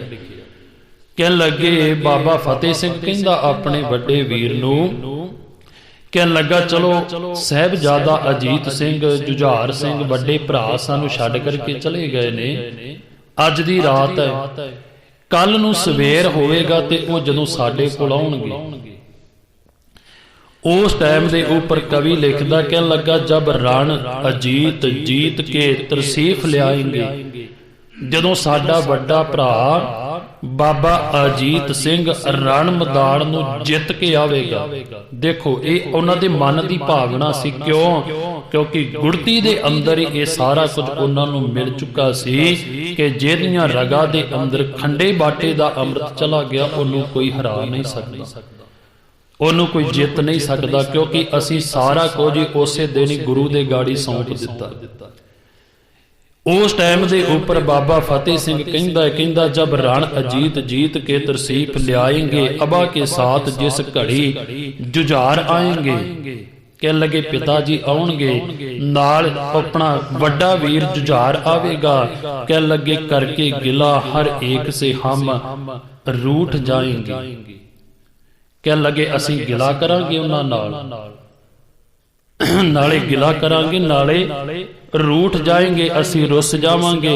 कहने लगे मात कभी पिता कभी भाई मनाएंगे, कभी पिताजी मनाउणगे सानू, कदे बड़े भरा जेड़े हन ओ मनाउणगे, कदे माता जी मनाउणगे। कहने लगे हमको गले लगा के कहेंगे वाह बार बार, सानू अपनी छाती नाल लाउणगे, छाती नाल ला ला करके वार वार कहणगे मन जाओ लेकर हम नहीं मानेंगे जीन हार। ਫਤਿਹ ਸਿੰਘ ਕਹਿੰਦਾ, ਕਹਿਣ ਲੱਗਾ ਸਾਨੂੰ ਮਨਾਉਣਗੇ ਪਰ ਅਸੀਂ ਮੰਨਣਾ ਨਹੀਂ। ਕਿਉਂ? ਫਿਰ ਕਹਿੰਦੇ ਮੋੜ ਕਰਕੇ ਬਾਬਾ ਜੋਰਾਵਰ ਸਿੰਘ ਨੇ ਜਵਾਬ ਦਿੱਤਾ, ਕਹਿਣ ਲੱਗਾ ਨਹੀਂ ਫਤਿਹ ਸਿੰਘ, ਆਪਾਂ ਨੂੰ ਮੰਨਣਾ ਪੈਣਾ। ਤੇ ਫਤਿਹ ਸਿੰਘ ਕਹਿੰਦਾ ਫਿਰ ਮੰਨਾਂਗੇ ਜ਼ਰੂਰ, ਪਰ ਇੱਕ ਇਕਰਾਰਨਾਮਾ ਲਵਾਂਗੇ ਉਹਨਾਂ ਦੇ ਕੋਲੋਂ। ਉਹ ਕੀ? ਕਹਿਣ ਲੱਗੇ ਇੱਕ ਇਕਰਾਰ ਲੈਂਗੇ ਸਭ ਸੇ ਭੂਲਣਾ ਨਾ ਫਿਰ ਕਭੀ। ਕਹਿਣ ਲੱਗੇ ਇਕਰਾਰ ਇਹ ਲਵਾਂਗੇ ਕਿ ਇਹ ਸਾਡੇ ਵੱਡੇ ਭਰਾ, ਇਹ ਪਿਤਾ ਜੀ, ਇਕਰਾਰ ਲੈਂਗੇ ਸਭ ਸੇ ਭੂਲਣਾ ਨਾ ਫਿਰ ਕਭੀ। ਵੇਖਿਓ ਸਾਨੂੰ ਹੁਣ ਤੁਸੀਂ ਛੱਡ ਕੇ ਚਲੇ ਗਏ ਹੋ, ਪਰ ਹੁਣ ਨਾ ਇਸ ਤਰ੍ਹਾਂ ਕਰਿਓ ਕਦੀ। ਅਗਲੀ ਗੱਲ ਕਹੀ, ਕਹਿਣ ਲੱਗੇ ਬਾਏ ਦਿਗੜ ਵਿਛੜ ਕੇ ਸਤਾਨਾ ਨਾ ਫਿਰ ਕਭੀ। ਫਿਰ ਨਾ ਸਾਨੂੰ ਏਡਾ ਵੱਡਾ ਦੁੱਖ ਦਿਓ, ਹਮ ਕੋ ਅਕੇਲੇ ਛੋੜ ਕੇ ਨਾ ਜਾਣਾ ਫਿਰ ਕਭੀ। हम देते हैं वो हमको रुलाना ना फिर कभी। फिर ना सानू भुल करके इदा छड़ करके कल्याण नूं चले जाए। कह लगे बच्चों की गुफ्तगू ने सुनी जब दादी जान ने। बच्चे ये गल्लां करदे ने ते दादी सुनदी है। कह लगे बच्चियां दी इस गल नूं जदों सुनिया दादी जान ने, बेखात को रुला दिया वाले शान ने। ਕਹਿਣ ਲੱਗੇ ਮਾਤਾ ਦਾ ਗਲ ਭਰ ਆਇਆ ਜਦੋਂ ਇਹ ਗੱਲਾਂ ਸੁਣੀਆਂ। ਕਹਿਣ ਲੱਗੇ ਇੰਨੇ ਚਿਰ ਨੂੰ ਸਵੇਰ ਦਾ ਚੜ੍ਹਾਅ ਹੋਇਆ, ਤੇ ਸਵੇਰ ਦਾ ਚੜ੍ਹਾਅ ਹੁੰਦਿਆਂ ਸਾਰ ਇਧਰ ਗੰਗੂ ਦੀ ਨਿਗਾਹ ਸੀ ਉਸ ਮਾਇਆ ਦੇ ਉੱਪਰ। ਇਹ ਰਾਤ ਨੂੰ ਆਪਣਾ ਕਾਰਾ ਕਰ ਗਿਆ। ਜਦੋਂ ਇਹਦਾ ਦਾਅ ਲੱਗਿਆ, ਇਹ ਆਪਣਾ ਉਹ ਜਿਹੜੀ ਖੁਰਜੀ ਸੀ ਮੋਹਰਾਂ ਵਾਲੀ ਉਹ ਚੁੱਕ ਕਰਕੇ ਲੈ ਗਿਆ। ਜਦੋਂ ਚੁੱਕ ਕਰਕੇ ਗਿਆ, ਮਾਤਾ ਜੀ ਸਵੇਰੇ ਉੱਠੇ ਨੇ। ਉੱਠ ਕਰਕੇ ਅੱਜ ਅੰਮ੍ਰਿਤ ਵੇਲੇ ਇਸ਼ਨਾਨ ਕੀਤਾ। ਇਸ਼ਨਾਨ ਕਰਨ ਤੋਂ ਬਾਅਦ ਛੋਟੇ ਫਰਜ਼ੰਦਾਂ ਨੂੰ ਇਸ਼ਨਾਨ ਕਰਾਇਆ। ਕਹਿਣ ਲੱਗੇ ਹੱਥ ਜੋੜੇ ਅਕਾਲ ਪੁਰਖ ਦਾ ਧੰਨਵਾਦ ਕੀਤਾ। ਪੰਜਾਂ ਬਾਣੀਆਂ ਦਾ ਨਿਤਨੇਮ ਹੋਇਆ, ਤੇ ਨਿਤਨੇਮ ਹੋਣ ਤੋਂ ਬਾਅਦ ਮਾਤਾ ਜੀ ਨੇ ਇਹਨਾਂ ਛੋਟੇ ਫਰਜ਼ੰਦਾਂ ਦੇ ਸੀਸ ਦੇ ਉੱਪਰ ਦਮਾਲੇ ਸਜਾਏ, ਕਲਗੀਆਂ ਸਜਾਈਆਂ। ਕਹਿਣ ਲੱਗੇ ਤੇ ਮਾਤਾ ਜੀ ਨੇ ਜਦੋਂ ਥੱਲੇ ਧਿਆਨ ਮਾਰਿਆ ਤੇ ਮੋਹਰਾਂ ਵਾਲੀ ਖੁਰਜੀ ਥੱਲੇ ਨਹੀਂ ਸੀ। ਇੰਨੇ ਚਿਰ ਨੂੰ ਗੰਗੂ ਕੋਲ ਆਉਂਦਾ ਹੈ। ਜਦੋਂ ਗੰਗੂ ਕੋਲ ਆਇਆ ਤੇ ਮਾਤਾ ਜੀ ਕਹਿਣ ਲੱਗੇ ਪੁੱਤ ਗੰਗੇ, ਤੂੰ ਚੰਗਾ ਕੀਤਾ ਕਿ ਧਨ ਜਿਹੜਾ ਉਹ ਸਾਂਭ ਲਿਆ, ਕਿਉਂਕਿ ਚੋਰ ਦਾ ਕੀ ਪਤਾ ਹੁੰਦਾ ਕਦੋਂ ਕੋਈ ਚੋਰੀ ਕਰਕੇ ਲੈ ਜਾਵੇ। ਹੁਣ ਗੰਗੂ ਦੇ ਮਨ ਦੇ ਅੰਦਰ ਸੀ ਚੋਰ। ਜਦੋਂ ਇਹਨੇ ਇਹ ਗੱਲ ਸੁਣੀ ਕਿ ਮਾਤਾ ਜੀ ਕਹਿੰਦੇ ਨੇ ਕਿ ਤੂੰ ਧਨ ਸਾਂਭ ਲਿਆ ਹੈ, ਗੰਗੂ ਉਸੇ ਵੇਲੇ ਲੋਹੇ ਤੋਂ ਲਾਖਾ ਹੋ ਗਿਆ ਨੇ, ਰੌਲਾ ਪਾਉਣਾ ਸ਼ੁਰੂ ਕਰ ਦਿੱਤਾ। ਕਹਿਣ ਲੱਗਾ ਆ ਚੰਗਾ ਤੁਸੀਂ ਮੈਨੂੰ ਕਹਿੰਦੇ ਪਏ ਹੋ, ਨਾਲੇ ਤੇ ਮੈਂ ਸੇਵਾ ਕੀਤੀ ਤੁਹਾਡੀ, ਆਪਣੇ ਘਰ ਵਿੱਚ ਰੱਖਿਆ। ਤੁਸੀਂ ਬਾਗੀ ਹੋ ਤੇ ਬਾਗੀਆਂ ਨੂੰ ਘਰ ਵਿੱਚ ਪਨਾਹ ਦੇਣ ਦੀ ਤੈਨੂੰ ਪਤਾ ਹੈ ਕਿ ਸਜ਼ਾ ਕੀ ਮਿਲ ਸਕਦੀ ਹੈ। ਮੈਂ ਤੁਹਾਨੂੰ ਆਪਣੇ ਘਰ ਵਿੱਚ ਜਗ੍ਹਾ ਦਿੱਤੀ ਤੇ ਉਲਟਾ ਤੁਸੀਂ ਮੈਨੂੰ ਹੀ ਚੋਰ ਕਹਿਣਾ ਸ਼ੁਰੂ ਕਰ ਦਿੱਤਾ ਹੈ। ਕਹਿਣ ਲੱਗੇ ਗੰਗੂ ਨੇ ਰੌਲਾ ਪਾਉਣਾ ਸ਼ੁਰੂ ਕੀਤਾ। ਕਹਿਣ ਲੱਗਾ ਇਹਦੇ ਨਾਲੋਂ ਚੰਗਾ ਹੁੰਦਾ ਫਿਰ ਮੈਂ ਤੁਹਾਨੂੰ ਬਾਗੀਆਂ ਨੂੰ ਫੜਾ ਹੀ ਦਿੰਦਾ। ਜਦੋਂ ਇਹ ਗੱਲ ਕਹੀ ਤੇ ਕਹਿਣ ਲੱਗੇ ਉਸੇ ਟਾਈਮ ਮਾਤਾ ਜੀ ਨੇ ਇੱਕ ਗੱਲ ਕਹੀ ਗੰਗੂ ਨੂੰ। ਕਹਿਣ ਲੱਗੇ ਗੰਗੂ ਜੇ ਫੜਾ ਦਿੰਦਾ ਤੇ ਫਿਰ ਕੀ ਹੁੰਦਾ, ਜੇ ਤੂੰ ਸਾਨੂੰ ਪਗੜਾ ਹੀ ਦਿੰਦਾ ਤੇ ਫਿਰ ਕੀ ਹੁੰਦਾ, ਕਿਉਂਕਿ ਹੋਣਾ ਉਹੀ ਹੈ ਜੋ ਅਕਾਲ ਪੁਰਖ ਪ੍ਰਮਾਤਮਾ ਦਾ ਭਾਣਾ ਹੈ। ਪਰ ਗੰਗੂ ਆਪਣੀ ਚਾਲ ਤੋਂ ਨਾ ਟਲਿਆ। ਇਹਦੇ ਮਨ ਦੇ ਅੰਦਰ ਚੋਰ ਸੀ, ਇਹਦੇ ਮਨ ਦੇ ਅੰਦਰ ਕ੍ਰੋਧ ਆਇਆ। ਇਹ ਛੇਤੀ ਦੇ ਨਾਲ ਚੱਲ ਕਰਕੇ ਗਿਆ ਤੇ ਮਰਿੰਡੇ ਪਹੁੰਚਿਆ। ਮਰਿੰਡੇ ਜਾ ਕਰਕੇ ਕਹਿਣ ਲੱਗੇ ਇਹਨੇ ਜਿਹੜੇ ਦੋ ਦਰੋਗੇ ਸਨ, ਜਾਨੀ ਖਾਨ ਤੇ ਮਾਨੀ ਖਾਨ, ਉਹਨਾਂ ਨੂੰ ਚੜਾ ਕਰਕੇ ਲਿਆਇਆ। ਕਿਉਂ? ਕਿਉਂਕਿ ਇਹਦੇ ਮਨ ਦੇ ਅੰਦਰ ਲੋਭ ਦਾ ਲਾਲਚ ਹੋਰ ਵੱਧ ਚੁੱਕਾ ਸੀ। ਇਹਨੇ ਸੋਚਿਆ ਇੱਕ ਧਨ ਇਧਰੋਂ ਚਰਾ ਲਿਆ, ਇਹ ਹਕੂਮਤ ਦੇ ਬਾਗੀ ਨੇ, ਇਹਨਾਂ ਨੂੰ ਪਗੜਾ ਦਵਾਂਗਾ, ਉਧਰੋਂ ਵੀ ਨਾਮ ਪ੍ਰਾਪਤ ਕਰ ਲਵਾਂਗਾ। ਕੁਝ ਮਾਇਆ ਇਧਰੋਂ ਮਿਲ ਗਈ ਹੈ, ਕੁਝ ਮੈਂ ਉਧਰੋਂ ਲੈ ਲਵਾਂਗਾ। ਇਹਨਾਂ ਲੋਭ ਦੇ ਲਾਲਚ ਦੇ ਅੰਦਰ ਡੁੱਬ ਗਿਆ। ਜਾਨੀ ਖਾਨ ਤੇ ਮਾਨੀ ਖਾਨ ਜਿਹੜੇ ਸਨ ਉਹ ਚੜ ਕਰਕੇ ਆਏ। ਕੁਝ ਸਿਪਾਹੀ ਨਾਲ ਲੈ ਕਰਕੇ ਗੰਗੂ ਦੇ ਘਰ ਦੇ ਵਿੱਚ ਆਣ ਕਰਕੇ ਛੋਟੇ ਸਾਹਿਬਜ਼ਾਦੇ ਤੇ ਮਾਤਾ ਜੀ ਨੂੰ ਗ੍ਰਿਫਤਾਰ ਕੀਤਾ ਗਿਆ। ਆਖਦੇ ਹਨ ਗ੍ਰਿਫਤਾਰ ਕਰਨ ਲੱਗਿਆ ਜਦੋਂ ਤੁਰਨ ਲੱਗੇ ਨਾ, ਤੇ ਤੁਰਦਿਆਂ ਸਾਰ ਮਾਤਾ ਗੁਜਰ ਕੌਰ ਜੀ ਨੇ ਇਹ ਬਚਨ ਕਹੇ। ਕਹਿਣ ਲੱਗੇ ਗੰਗੂ, ਜਿਸ ਮਾਇਆ ਦੇ ਕਰਕੇ ਤੂੰ ਏਡਾ ਵੱਡਾ ਪਾਪ ਕੀਤਾ ਹੈ ਨਾ, ਯਾਦ ਰੱਖ ਇਹ ਮਾਇਆ ਨੇ ਹੀ ਤੇਰਾ ਸਾਰਾ ਕੁਝ ਖਤਮ ਕਰ ਦੇਣਾ। ਇਹ ਗੱਲ ਜਾਨੀ ਖਾਨ ਤੇ ਮਾਨੀ ਖਾਨ ਦੇ ਕੰਨਾਂ ਵਿੱਚ ਪੈ ਗਈ ਤੇ ਜਾਨੀ ਖਾਨ ਤੇ ਮਾਨੀ ਖਾਨ ਇਹ ਗੱਲ ਜਾਣ ਚੁੱਕੇ ਸਨ ਕਿ ਗੰਗੂ ਨੇ ਮਾਇਆ ਦੇ ਲਾਲਚ ਵਿੱਚ ਆਣ ਕਰਕੇ ਇਹਨਾਂ ਫਰਜ਼ੰਦਾਂ ਤੇ ਮਾਤਾ ਨੂੰ ਪਕੜਾਇਆ। ਪਰ ਇੱਕ ਗੱਲ ਯਾਦ ਰੱਖਿਓ, ਅੱਜ ਵੀ ਆਪਾਂ ਦੇਖਦੇ ਤੇ ਉਸ ਟਾਈਮ ਤੋਂ ਇਹ ਗੱਲ ਤੁਰੀ ਆਉਂਦੀ ਜਿਹਨੂੰ ਆਪਾਂ ਸਿਆਸਤ ਕਹਿੰਦੇ ਆ। ਹਕੂਮਤ ਜਿਹੜੀ ਹੈ ਨਾ ਉਹ ਉਸੇ ਟਾਈਮ ਬੰਦੇ ਉੱਪਰ ਵਾਰ ਨਹੀਂ ਕਰਦੀ। ਉਹਨਾਂ ਨੂੰ ਪਤਾ ਵੀ ਹੁੰਦਾ ਹੈ ਕਿ ਇਸ ਬੰਦੇ ਨੇ ਸਾਨੂੰ ਕੰਮ ਦਿੱਤਾ ਹੈ, ਕੋਈ ਨਾ ਕੋਈ ਸਾਨੂੰ ਕਰਕੇ ਵਿਖਾਇਆ ਹੈ। ਪਰ ਇੱਕ ਗੱਲ ਯਾਦ ਰੱਖਿਓ, ਜਦੋਂ ਉਹਨਾਂ ਦਾ ਆਪਣਾ ਮਤਲਬ ਨਿਕਲ ਜਾਂਦਾ ਨਾ ਫਿਰ ਉਹ ਉਸ ਬੰਦੇ ਨੂੰ ਹੀ ਨਹੀਂ ਛੱਡਦੇ। ਇਹੀ ਸਾਰਾ ਕੁਝ ਹੋਇਆ ਗੰਗੂ ਦੇ ਨਾਲ। ਹਕੂਮਤ ਜਾਣ ਚੁੱਕੀ ਸੀ ਕਿ ਇਹਦੇ ਕੋਲ ਪਤਾ ਨਹੀਂ ਕਿੰਨੀ ਕੁ ਧਨ ਦੌਲਤ ਇਹਨੇ ਲੁਕਾਈ ਹੈ, ਪਰ ਉਸ ਟਾਈਮ ਦੇ ਉੱਪਰ ਗੰਗੂ ਨੂੰ ਕੁਝ ਨਹੀਂ ਕਿਹਾ। ਇਹਨੂੰ ਇਨਾਮ ਵੀ ਦਿੱਤਾ ਗਿਆ ਸਰਹੰਦ ਵਿੱਚ ਬੁਲਾ ਕਰਕੇ। ਪਰ ਜਦੋਂ ਛੋਟੇ ਫਰਜ਼ੰਦ ਤੇ ਮਾਤਾ ਜੀ ਸ਼ਹੀਦ ਹੋ ਗਏ, ਇਸੇ ਗੰਗੂ ਨੂੰ ਪਟਾ ਫੇਰ ਕਰਕੇ ਮਨਾਇਆ ਜਾਂਦਾ ਸੀ ਕਿ ਦੱਸ ਉਹ ਧਨ ਕਿੱਥੇ ਰੱਖਿਆ, ਜਿਸ ਧਨ ਦੇ ਕਰਕੇ ਇਹ ਟੱਕਰਾਂ ਮਾਰਦਾ ਹੋਇਆ ਛੋਟੇ ਸਾਹਿਬਜ਼ਾਦਿਆਂ ਨੂੰ ਆਵਾਜ਼ਾਂ ਮਾਰਦਾ ਜਿਹੜਾ ਸੀ ਪਾਗਲ ਹੋ ਗਿਆ ਸੀ।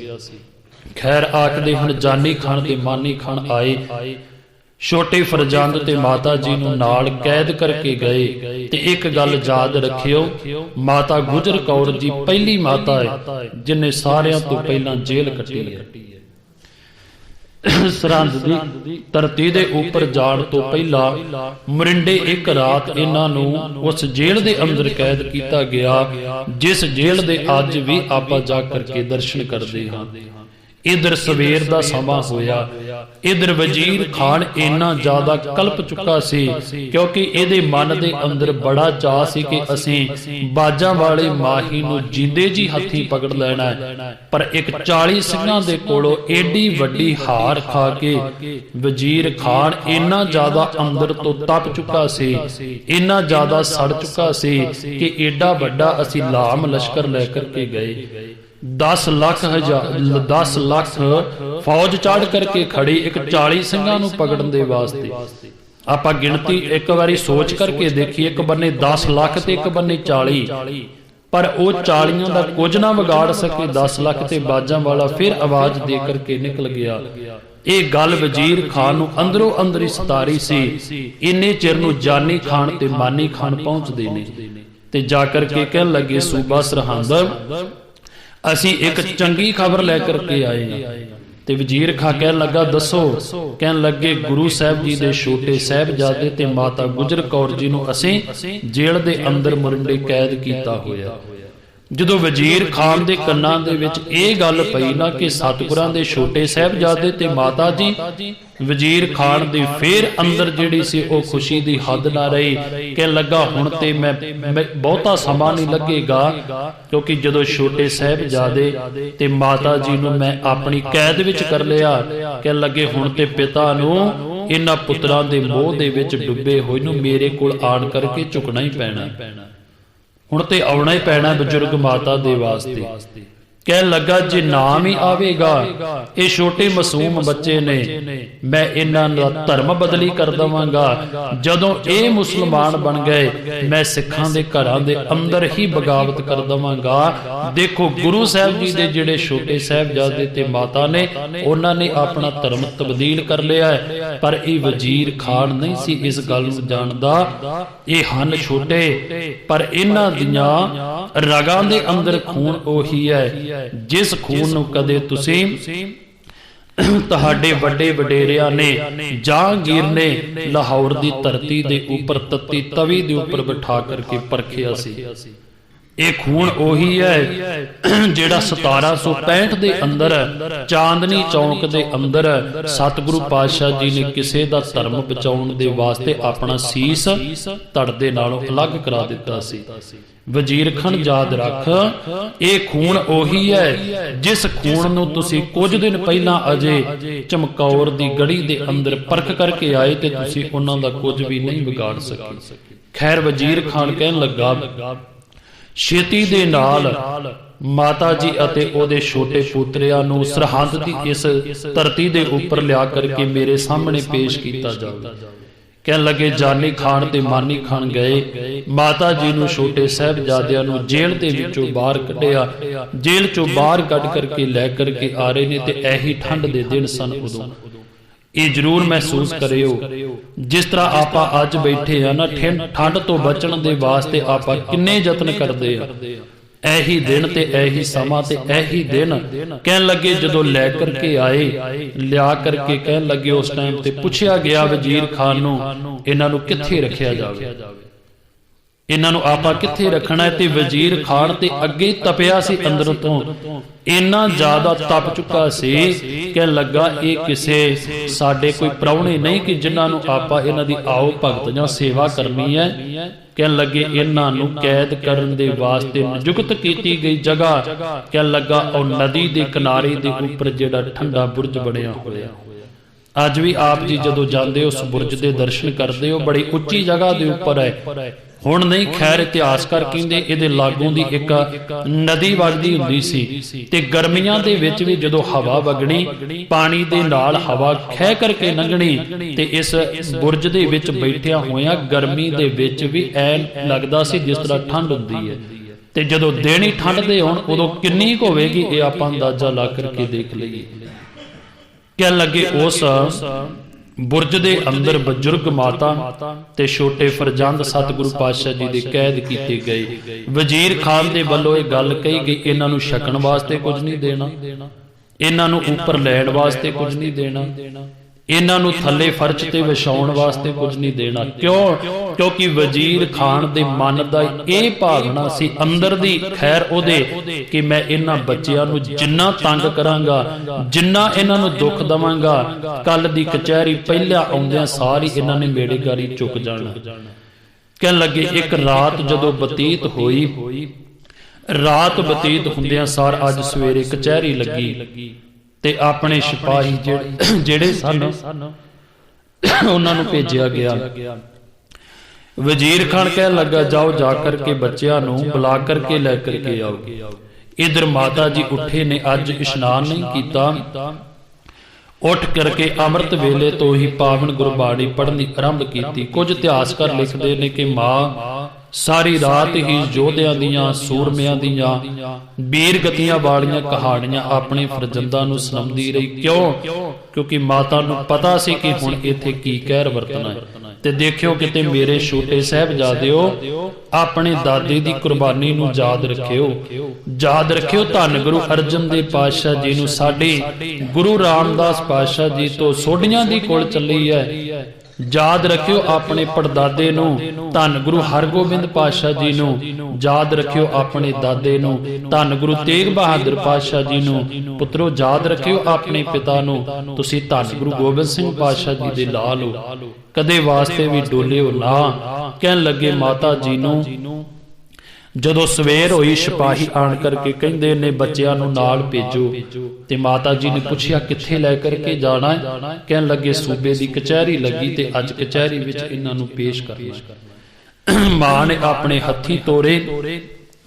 ਕਹਿਣ ਲੱਗੇ ਇੱਧਰ ਸਾਰੇ ਵਜ਼ੀਰ ਪੀਰ ਜਿਹੜੇ ਸਨ ਉਹ ਬੈਠੇ ਹੋਏ ਨੇ ਕਚਹਿਰੀ ਦੇ ਅੰਦਰ। ਸੁੱਚਾ ਨੰਦ ਵੀ ਕੋਲ ਖੜਾ ਹੈ, ਜਿਹੜਾ ਕਦੇ ਨਰਕ ਹਮਾਮੀ ਹੋ ਚੁੱਕਾ ਸੀ, ਜਿਨ੍ਹਾਂ ਦਾ ਕਦੇ ਧਰਮ ਬਚਾਇਆ ਸੀ ਧੰਨ ਗੁਰੂ ਤੇਗ ਬਹਾਦਰ ਪਾਤਸ਼ਾਹ ਜੀ ਨੇ। ਤੇ ਇਹ ਹਿੰਦੂ ਇਸ ਗੱਲ ਨੂੰ ਭੁੱਲ ਚੁੱਕੇ ਸਨ। ਕਹਿਣ ਲੱਗੇ ਅੱਜ ਇਸ ਨੇ ਇੱਕ ਵਿਉਂਤ ਬਣਾਈ, ਸੁੱਚੇ ਨੰਦ ਦੀ ਇਹ ਵਿਉਂਤ ਸੀ। ਕਹਿਣ ਲੱਗਾ ਵੱਡਾ ਦਰਵਾਜ਼ਾ ਬੰਦ ਕਰ ਦਿਓ ਤੇ ਛੋਟੀ ਬਾਰੀ ਖੋਲ ਦਿਓ, ਜਦੋਂ ਛੋਟੇ ਫਰਜ਼ੰਦ ਆਉਣਗੇ ਕਹਿਣ ਲੱਗੇ ਸਾਡੇ ਸਿਪਾਹੀ ਸਿਰ ਝੁਕਾ ਕਰਕੇ ਅੰਦਰ ਲੰਘਣਗੇ, ਇਹਨਾਂ ਦੀ ਰੀਸ ਕਰਕੇ ਛੋਟੇ ਸਾਹਿਬਜ਼ਾਦੇ ਵੀ ਸਿਰ ਝੁਕਾਉਣਗੇ ਤੇ ਅਸੀਂ ਕਹਾਂਗੇ ਗੁਰੂ ਦੇ ਲਾਲਾ ਨੇ ਵਜ਼ੀਰ ਖਾਨ ਸੂਬਾ ਸਰਹੰਦ ਨੂੰ ਆਉਂਦਿਆਂ ਸਾਰ ਸਲਾਮ ਕੀਤੀ ਹੈ। ਪਰ ਇਹ ਅਣਜਾਣ ਸਨ ਸਾਰੇ ਕਿ ਇਸ ਤਰ੍ਹਾਂ ਹੋਣਾ ਨਹੀਂ। ਆਖਦੇ ਹਨ ਕਿ ਜਦੋਂ ਵੱਡਾ ਦਰਵਾਜ਼ਾ ਬੰਦ ਛੋਟਾ ਖੁੱਲਾ ਸੀ, ਆਏ ਕਹਿਣ ਲੱਗੇ ਜਦੋਂ ਸਿਪਾਹੀ ਅੱਗੇ ਲੰਘੇ ਤੇ ਬਾਬਾ ਫਤਿਹ ਸਿੰਘ ਬਾਬਾ ਜੋਰਾਵਰ ਸਿੰਘ ਵੱਲ ਵੇਖਦਾ ਤੇ ਵੇਖ ਕਰਕੇ ਇੱਕ ਗੱਲ ਕਹਿੰਦਾ ਹੈ। ਕਹਿਣ ਲੱਗਾ ਵੀਰ ਵੇਖੀ ਇਹ ਬੜੇ ਛਲੀਏ ਨੇ, ਇਹਨਾਂ ਨੇ ਸਾਨੂੰ ਛਲਣ ਦੀ ਕੋਸ਼ਿਸ਼ ਕਰਨੀ ਹੈ, ਪਰ ਇੱਕ ਗੱਲ ਯਾਦ ਰੱਖੀ ਆਪਾਂ ਇਹਨਾਂ ਦੀਆਂ ਗੱਲਾਂ ਵਿੱਚ ਨਹੀਂ ਆਉਣਾ। ਇਹ ਆਪਸ ਦੇ ਵਿੱਚ ਸਲਾਹ ਕੀਤੀ ਤੇ ਕਹਿ ਲਗੇ ਆ ਵੀ ਦੇਖ ਸ਼ਾਲੀ, ਵੱਡਾ ਦਰਵਾਜ਼ਾ ਬੰਦ ਤੇ ਛੋਟਾ ਖੁੱਲਾ ਹੈ। ਇਹ ਚਾਹੁੰਦੇ ਨੇ ਕਿ ਆਪਾਂ ਸੀਸ ਝੁਕਾਈਏ, ਪਰ ਆਪਾਂ ਸੀਸ ਨਹੀਂ ਝੁਕਾਉਣਾ। ਕਹਿਣ ਲੱਗੇ ਜਦੋਂ ਵੱਡੇ ਫਰਜ਼ੰਦ ਅੱਗੇ ਹੋਏ, ਇਹਨਾਂ ਨੇ ਸਿਰ ਕੀ ਝੁਕਾਉਣਾ ਸੀ, ਸਾਰਿਆਂ ਤੋਂ ਪਹਿਲਾਂ ਆਪਣੇ ਚਰਨ ਗਾੜੀ ਕੀਤੇ, ਜਿਹਦਾ ਆਪਾਂ ਸਿੱਧਾ ਭਾਵ ਲਾ ਸਕਦੇ ਹਾਂ ਇਹ, ਤੇ ਸਾਡੇ ਵਾਸਤੇ ਇਹ ਸਿਧਾਂਤ ਲਾਗੂ ਕਰ ਦਿੱਤਾ, ਜਿਸ ਸੀਸ ਦੇ ਉੱਪਰ ਕਲਗੀਧਰ ਪਾਤਸ਼ਾਹ ਜੀ ਦੀ ਦਸਤਾਰ ਹੈ ਇਹ ਕਿਤੇ ਵੀ ਨਹੀਂ ਝੁਕਦੀ, ਭਾਵੇਂ ਸਾਹਮਣੇ ਸੂਬਾ ਸਰਹੰਦੀ ਕਿਉਂ ਨਾ ਬੈਠਾ ਹੋਵੇ।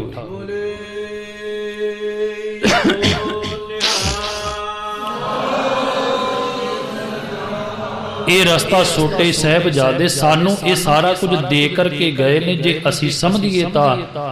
ਕਹਿਣ ਲੱਗੇ ਸਾਰਿਆਂ ਤੋਂ ਪਹਿਲੀ ਗੱਲ, ਭਾਵੇਂ ਹਿੰਦੁਸਤਾਨ ਦਾ ਬਾਦਸ਼ਾਹ ਕਿਉਂ ਨਾ ਤਖਤ ਤੇ ਬੈਠਾ ਹੋਵੇ, ਕਿਉਂਕਿ ਇਹਦੇ ਨਾਲੋਂ ਵੱਡੀ ਤਾਕਤ ਹੈ ਜਿਹੜੀ ਤਾਕਤ ਸਾਨੂੰ ਦਸਮ ਪਿਤਾ ਨੇ ਦਿੱਤੀ ਹੈ। ਸੂਬਿਆ ਇਹ ਗੱਲ ਤੂੰ ਛੱਡ ਦੇ ਕਿ ਇਹ ਦਸਤਾਰ ਕਿਸੇ ਦੇ ਗਾੜੀ ਝੁਕੇਗੀ। ਕਹਿਣ ਲੱਗੇ ਪਹਿਲਾਂ ਜੁੱਤੀ ਦੀ ਨੋਕ ਵਿਖਾਈ, ਤੇ ਜੁੱਤੀ ਦੀ ਨੋਕ ਵਿਖਾ ਕਰਕੇ ਸਾਹਿਬਜ਼ਾਦੇ ਅੰਦਰ ਦਾਖਲ ਹੋਏ। ਜਦੋਂ ਅੰਦਰ ਗਏ, ਸਾਹਮਣੇ ਜਾ ਕਰਕੇ ਖੜੇ ਹੋਏ, ਬੜੀ ਅਡੋਲਤਾ ਹੈ, ਵੀਰਤਾ ਹੈ ਅੰਦਰ, ਕਿਸੇ ਤਰ੍ਹਾਂ ਦਾ ਕੋਈ ਹਾਵ ਭਾਵ ਡਰ ਵਾਲਾ ਨਹੀਂ। ਤੇ ਕਹਿਣ ਲੱਗੇ ਸਾਹਿਬਜ਼ਾਦਿਆਂ ਨੇ ਗਰਜਵੀਂ ਆਵਾਜ਼ ਦੇ ਵਿੱਚ ਆਖਿਆ, ਵਾਹਿਗੁਰੂ ਜੀ ਕਾ ਖਾਲਸਾ। ਕਹਿਣ ਲੱਗੇ ਜਦੋਂ ਇਹ ਗੱਲ ਕਹੀ, ਉੱਚੀ ਸਾਰੀ ਫਤਿਹ ਬੁਲਾਈ। ਕਹਿਣ ਲੱਗੇ ਜਿਹੜੇ ਆਸ-ਪਾਸ ਬੈਠੇ ਸਨ ਵੇਖ ਕਰਕੇ ਹੈਰਾਨ ਹੋ ਗਏ। ਕਹਿਣ ਲੱਗੇ ਛੋਟੇ ਛੋਟੇ ਬੱਚੇ, ਉਮਰ ਕੀ ਹੁੰਦੀ ਅਜੇ 5 ਤੇ 7 ਸਾਲ ਦੀ, ਇਹ ਛੋਟੇ ਛੋਟੇ ਬੱਚੇ ਇੱਥੇ ਤੇ ਹਵਾ ਵੀ ਲੰਘਣ ਲੱਗਿਆ ਡਰਦੀ ਹੈ, ਇਹਨਾਂ ਛੋਟਿਆਂ ਨੇ ਆਣ ਕਰਕੇ ਗੱਜ ਕਰਕੇ ਫਤਿਹ ਬੁਲਾਈ ਹੈ। ਖੈਰ ਕਹਿਣ ਲੱਗੇ ਵਜ਼ੀਰ ਖਾਨ ਆਪਣੀ ਚਾਲ ਚੱਲਣੀ ਸ਼ੁਰੂ ਕੀਤੀ। ਕਹਿਣ ਲੱਗਾ ਦੇਖੋ ਬੱਚਿਓ, ਇੱਕ ਗੱਲ ਮੈਂ ਪਹਿਲਾਂ ਸਾਫ਼ ਕਰ ਦਵਾਂ ਤੁਹਾਡੇ ਨਾਲ ਕਿ ਤੁਹਾਡੇ ਪਿਤਾ ਨੂੰ ਅਸੀਂ ਕੈਦ ਕਰ ਲਿਆ, ਤੁਹਾਡੇ ਜਿਹੜੇ ਵੱਡੇ ਭਰਾ ਨੇ ਉਹ ਚਮਕੌਰ ਦੀ ਗੜੀ ਦੇ ਅੰਦਰ ਸ਼ਹੀਦ ਹੋ ਚੁੱਕੇ ਨੇ, ਬਿਲਕੁਲ ਤੁਸੀਂ ਹੁਣ ਬਚੇ ਹੋ, ਤੇ ਅਸੀਂ ਕਹਿੰਦੇ ਹਾਂ ਕਿ ਤੁਸੀਂ ਹੁਣ ਆਪਣੀ ਜਾਨ ਬਚਾ ਲਓ ਤੇ ਸਾਡੇ ਕੋਲ ਰਹੋ। ਇੱਥੇ ਅਸੀਂ ਤੁਹਾਨੂੰ ਆਪਣੇ ਕੋਲ ਰੱਖਾਂਗੇ, ਖਾਣ ਪੀਣ ਵਾਸਤੇ ਜੋ ਕੁਝ ਤੁਹਾਨੂੰ ਚਾਹੀਦਾ, ਰਹਿਣ ਦੇ ਵਾਸਤੇ ਜਿਹੜੇ ਮਹਿਲ ਚਾਹੀਦੇ ਨੇ ਚੰਗੇ ਤੁਹਾਨੂੰ ਉਹ ਦਿੱਤੇ ਜਾਣਗੇ। ਪਿਤਾ ਦੀ ਕੈਦ ਤੇ ਵੱਡੇ ਭਰਾਵਾਂ ਦੀ ਮੌਤ ਦਾ ਡਰਾਵਾ ਦੇ ਕਰਕੇ ਵਜ਼ੀਰ ਖਾਨ ਸਮਝਦਾ ਕਿ ਮੈਂ ਇਹਨਾਂ ਨੂੰ ਡਲਾ ਦਵਾਂ, ਪਰ ਕਹਿਣ ਲੱਗੇ ਅਜੇ ਵਜ਼ੀਰ ਖਾਨ ਇੰਨੀ ਗੱਲ ਕਹਿ ਹੀ ਰਿਹਾ ਸੀ ਤੇ ਉਹਨੇ ਚਿਰ ਨੂੰ ਬਾਬਾ ਫਤਿਹ ਸਿੰਘ ਨੇ ਗਰਜ ਕਰਕੇ ਆਵਾਜ਼ ਦਿੱਤੀ। ਕਹਿਣ ਲੱਗੇ ਵਜ਼ੀਰ ਖਾਨ ਯਾਦ ਰੱਖ, ਸਾਡੇ ਗੁਰੂ ਪਿਤਾ ਨੂੰ ਕੋਈ ਕੈਦ ਨਹੀਂ ਕਰ ਸਕਦਾ। ਉਹ ਸੂਰਮਾ ਅਜੇ ਤੱਕ ਧਰਤੀ ਤੇ ਜੰਮਿਆ ਹੀ ਨਹੀਂ ਜਿਹੜਾ ਕਲਗੀਧਰ ਪਾਤਸ਼ਾਹ ਜੀ ਨੂੰ ਜਿੱਤ ਸਕੇ। ਤੇ ਇੱਕ ਗੱਲ ਯਾਦ ਰੱਖ, ਜੇ ਤੂੰ ਕਹਿਣਾ ਹੈ ਅਜੀਤ ਸਿੰਘ ਤੇ ਵੀਰ ਜੁਝਾਰ ਸਿੰਘ ਨੂੰ ਸ਼ਹੀਦ ਕਰ ਦਿੱਤਾ ਹੈ, ਕਹਿਣ ਲੱਗੇ ਅਸੀਂ ਦੋ ਨਹੀਂ, ਉਸੇ ਦਿਨ ਹੀ ਅਸੀਂ ਲੱਖਾਂ ਤੇ ਕਰੋੜਾਂ ਵਿੱਚ ਹੋ ਗਏ ਸਾਂ, ਜਿਸ ਦਿਨ ਬਾਪੂ ਨੇ ਵਿਸਾਖੀ ਵਾਲੇ ਦਿਨ ਕੇਸਗੜ੍ਹ ਦੀ ਧਰਤੀ ਦੇ ਉੱਪਰ ਖੰਡੇ ਬਾਟੇ ਦਾ ਅੰਮ੍ਰਿਤ ਛਕਾ ਕਰਕੇ ਸਾਨੂੰ ਅੰਮ੍ਰਿਤ ਛਕਾ ਕਰਕੇ ਤੇ ਅੰਮ੍ਰਿਤਧਾਰੀ ਕਰ ਦਿੱਤਾ ਸੀ। ਤੇ ਪਿਤਾ ਜੀ ਨੇ ਕਿਹਾ ਸੀ ਅੱਜ ਤੋਂ ਸਾਰਾ ਖਾਲਸਾ ਪੰਥ ਸਾਡਾ ਪੁੱਤਰ ਹੈ, ਅਸੀਂ ਦੋ ਨਹੀਂ ਅਸੀਂ ਲੱਖਾਂ ਤੇ ਕਰੋੜਾਂ ਚ ਹੋ ਗਏ ਆ। ਤੂੰ ਕਿੰਨੇ ਕ ਅਜੀਤ ਤੇ ਜੁਝਾਰ ਮਾਰੇਗਾ, ਤੇਰੇ ਕੋਲੋਂ ਇਹ ਮੁਕਣੇ ਨਹੀਂ। ਕਹਿਣ ਲੱਗੇ ਜਦੋਂ ਇਹ ਗੱਲ ਸੁਣੀ, ਇਹ ਗੱਲ ਸੁਣ ਕਰਕੇ ਉਸੇ ਟਾਈਮ ਦੇ ਉੱਪਰ ਵਜ਼ੀਰ ਖਾਨ ਫਿਰ ਬਦਲਿਆ। ਕਹਿਣ ਲੱਗਾ ਨਹੀਂ, ਅਸੀਂ ਤੁਹਾਨੂੰ ਕਹਿੰਨੇ ਕਿ ਤੁਸੀਂ ਸਾਡੇ ਕੋਲ ਰਹੋ, ਅਸੀਂ ਤੁਹਾਨੂੰ ਹਰ ਇੱਕ ਸਹੂਲਤ ਦੇਵਾਂਗੇ। ਤੇ ਕਵੀ ਕਹਿੰਦਾ ਜਦੋਂ ਵਜ਼ੀਰ ਖਾਨ ਇਹ ਗੱਲ ਕਹਿੰਦਾ ਸੀ ਨਾ, ਤੇ ਸਾਹਿਬਜ਼ਾਦੇ ਬੜੇ ਅਡੋਲਤਾ ਦੇ ਨਾਲ ਜਵਾਬ ਦਿੰਦੇ ਸਨ। ਤੇ ਕਵੀ ਉੱਥੇ ਲਿਖਦਾ, ਕਹਿਣ ਲੱਗਾ ਸਤਿਗੁਰ ਕੇ ਲਾਡਲੋ ਨੇ ਦਿਆ ਰੁਬਾਬ ਸੇ ਜਵਾਬ। ਕਹਿਣ ਲੱਗੇ ਬੜੇ ਰੋਬ ਦੇ ਨਾਲ ਬਾਬਾ ਫਤਿਹ ਸਿੰਘ ਬੋਲਿਆ, ਬਾਬਾ ਜੋਰਾਵਰ ਸਿੰਘ ਬੋਲਿਆ। ਕਹਿਣ ਲੱਗੇ ਆਤੀ ਨਹੀਂ ਸ਼ਰਮ ਜਰਾ ਤੁਮਕੋ ਐ ਨਵਾਬ। ਕਹਿਣ ਲੱਗੇ ਵਜ਼ੀਰ ਖਾਨ ਤੈਨੂੰ ਸ਼ਰਮ ਨਹੀਂ ਆਉਂਦੀ ਇੰਨੀ ਗੱਲ ਕਹਿਣ ਲੱਗਿਆ। ਕਹਿਣ ਲੱਗੇ ਦੁਨੀਆ के पीछे करता है क्यों दीन को खराब। ਕਹਿਣ ਲੱਗੇ ਇੱਕ ਤੂੰ ਔਰੰਗਜ਼ੇਬ ਨੂੰ ਇੱਕ ਦੁਨੀਆ ਨੂੰ ਖੁਸ਼ ਕਰਨ ਦੇ ਵਾਸਤੇ ਆਪਣੇ ਧਰਮ ਨੂੰ ਕਿਉਂ ਬਦਨਾਮ ਕਰ ਰਿਹਾ ਤੂੰ, ਕਿਉਂਕਿ ਕਿਸੇ ਧਰਮ ਦੇ ਅੰਦਰ ਨਹੀਂ ਲਿਖਿਆ ਕਿ ਕਿਸੇ ਨੂੰ ਡਰਾ ਕਰਕੇ ਉਹਦਾ ਧਰਮ ਬਦਲਿਆ ਜਾਵੇ। ਕਿਤੇ ਨਹੀਂ ਲਿਖਿਆ ਬੱਚਿਆਂ ਦੇ ਉੱਪਰ ਜ਼ੁਲਮ ਕਰਨਾ, ਬਜ਼ੁਰਗ ਮਾਂ ਦੇ ਉੱਪਰ ਜ਼ੁਲਮ ਕਰਨਾ। ਤੇ ਉਸ ਟਾਈਮ ਤੇ ਬਾਬਾ ਫਤਿਹ ਸਿੰਘ ਕਹਿੰਦਾ ਸੀ ਆਤੀ ਨਹੀਂ ਸ਼ਰਮ ਹੈ ਜਰਾ ਤੁਝ ਕੋ ਐ ਨਵਾਬ, ਦੁਨੀਆ ਕੇ ਪੀछे करता है क्यों दीन को खराब, किसका लिखा है जुल्म दिखा ਤੋ ਹਮੇ ਕਿਤਾਬ ਕਿੱਥੇ ਲਿਖਿਆ ਸਾਨੂੰ ਦਿਖਾ ਤਾਂ ਸਹੀ ਇੱਕ ਵਾਰੀ ਜੋ ਕੁਝ ਤੁਸੀਂ ਕਰਦੇ ਪਏ ਹੋ ਇਹ ਖੋਲ ਕਰਕੇ ਵਿਖਾਓ ਸਾਨੂੰ ਕਿਸ ਕਾ ਲਿਖਾ ਹੈ जुल्म दिखा तो हमें किताब तलीम जोर की कही कुरान में नहीं खूबी तुम्हारे शाह के ईमान में नहीं क्या लगे वजीर खां तेरे अंदर खोट है इनिया गल्लां सुनियां ते वजीर खान ने कचहरी बंद कर दी कहन लगा इन्हां नूं दोबारा दादी कोल भेज दिता जावे कल फिर पेश किया जावेगा 2 दिन कचहरी लगी कहन लगे साहबजादे वापस गए जा करके दादी ने घुट करके छाती नाल लाए छाती नाल ला करके सारा कुछ पुछया ते जदों साहबजादियां ने सारा कुछ ही दसिया माता जी सानू डराउंदे सन सानू कहंदे तुहाडे वड्डे भरा शहीद कर दिते ने तुहाडे पिता नूं असीं कैद कर लिया है पर असीं आ गल्लां दे आ जवाब दिते माता जी प्रसन्न होए घुट करके छाती नाल लाया आख्या ठीक है इसे तरह अडोलता रखियो जदों किते अंदर ढिलापन आवे ते अरदास कर दिओ कि डोलन ते राखो प्रभु नानक देकर हथ अपने दादे दी कुर्बानी नूं याद रखियो अपने पिता नूं याद रखियो अपने परदादे नूं याद रखियो ये भी एक साडे वास्ते इतिहास सी जो सानू दे करके गए माता गुजरी जी कि अपने बच्चियां दीयां रगां दे अंदर ਵੱਡਿਆਂ ਸੂਰਬੀਰਿਆਂ ਦੀਆਂ ਇਹਨਾਂ ਨੂੰ ਕਥਾ ਤੇ ਕਹਾਣੀਆਂ ਰੋਜ਼ ਸੁਣਾਇਓ ਜਿਹਦੇ ਅੰਦਰ ਰੋਜ਼ ਇਸ ਪਿੱਟ ਭਰੀ ਜਾਵੇਗੀ ਉਹ ਕਦੇ ਵੀ ਨਹੀਂ ਡੋਲੇਗਾ ਉਹਦੇ ਉੱਪਰ ਕਿਸੇ ਪ੍ਰਕਾਰ ਦੀ ਕੋਈ ਚੀਜ਼ ਹੈਵੀ ਨਹੀਂ ਹੋਵੇਗੀ खैर कहन लगे अज दी रात बतीत हुई इत्थे एक इतिहास जिहड़ा आपां होर सुणदे हां कि